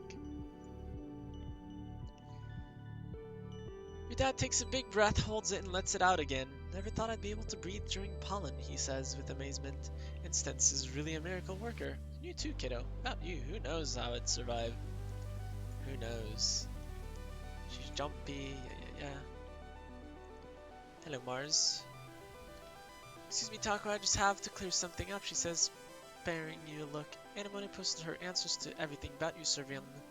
She said the calm, yeah, whatever, yes, calm is the coolest, you don't agree. Yes.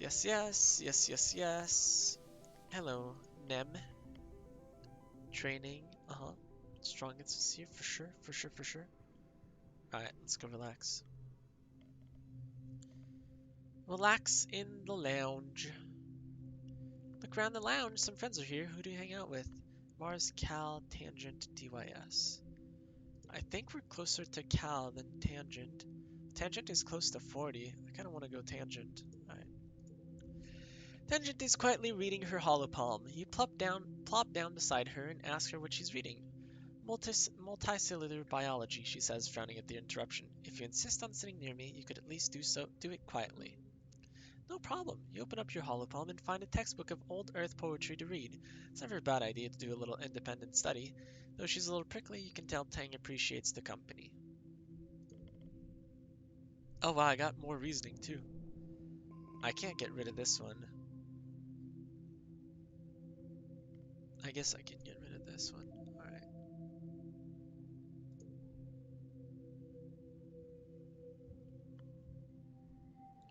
Early dust.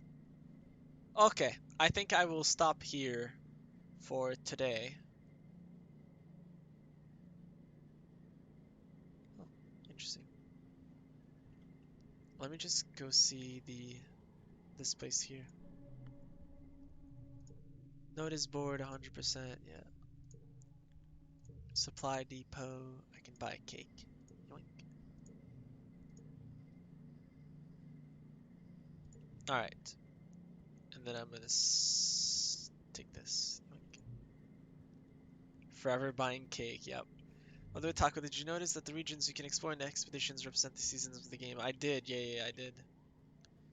Yeah, when you step foot into them, it's pretty obvious. Okay, let me see. So if I hover, all events have respawned. 6 events, 3 collectibles, boss event. So what you're saying is it'll tell me if there's a big event there. So I cannot find it right now, right? Is that what you're saying? Yep. Okay, gotcha. Thank you. Because, yeah, in that case, I'm not going out. Okay, I'm gonna go back here. Wait, no, this is where I rested. So this is the last place I did. Okay. So then I did this one. Wait. I did this one, but then this one was just because I had done this one first, and so I'm back in school, right? Okay, I'm pretty sure I'm back here. Alright, I will save. Taco, you don't have to overcomplicate it. I have to. I must!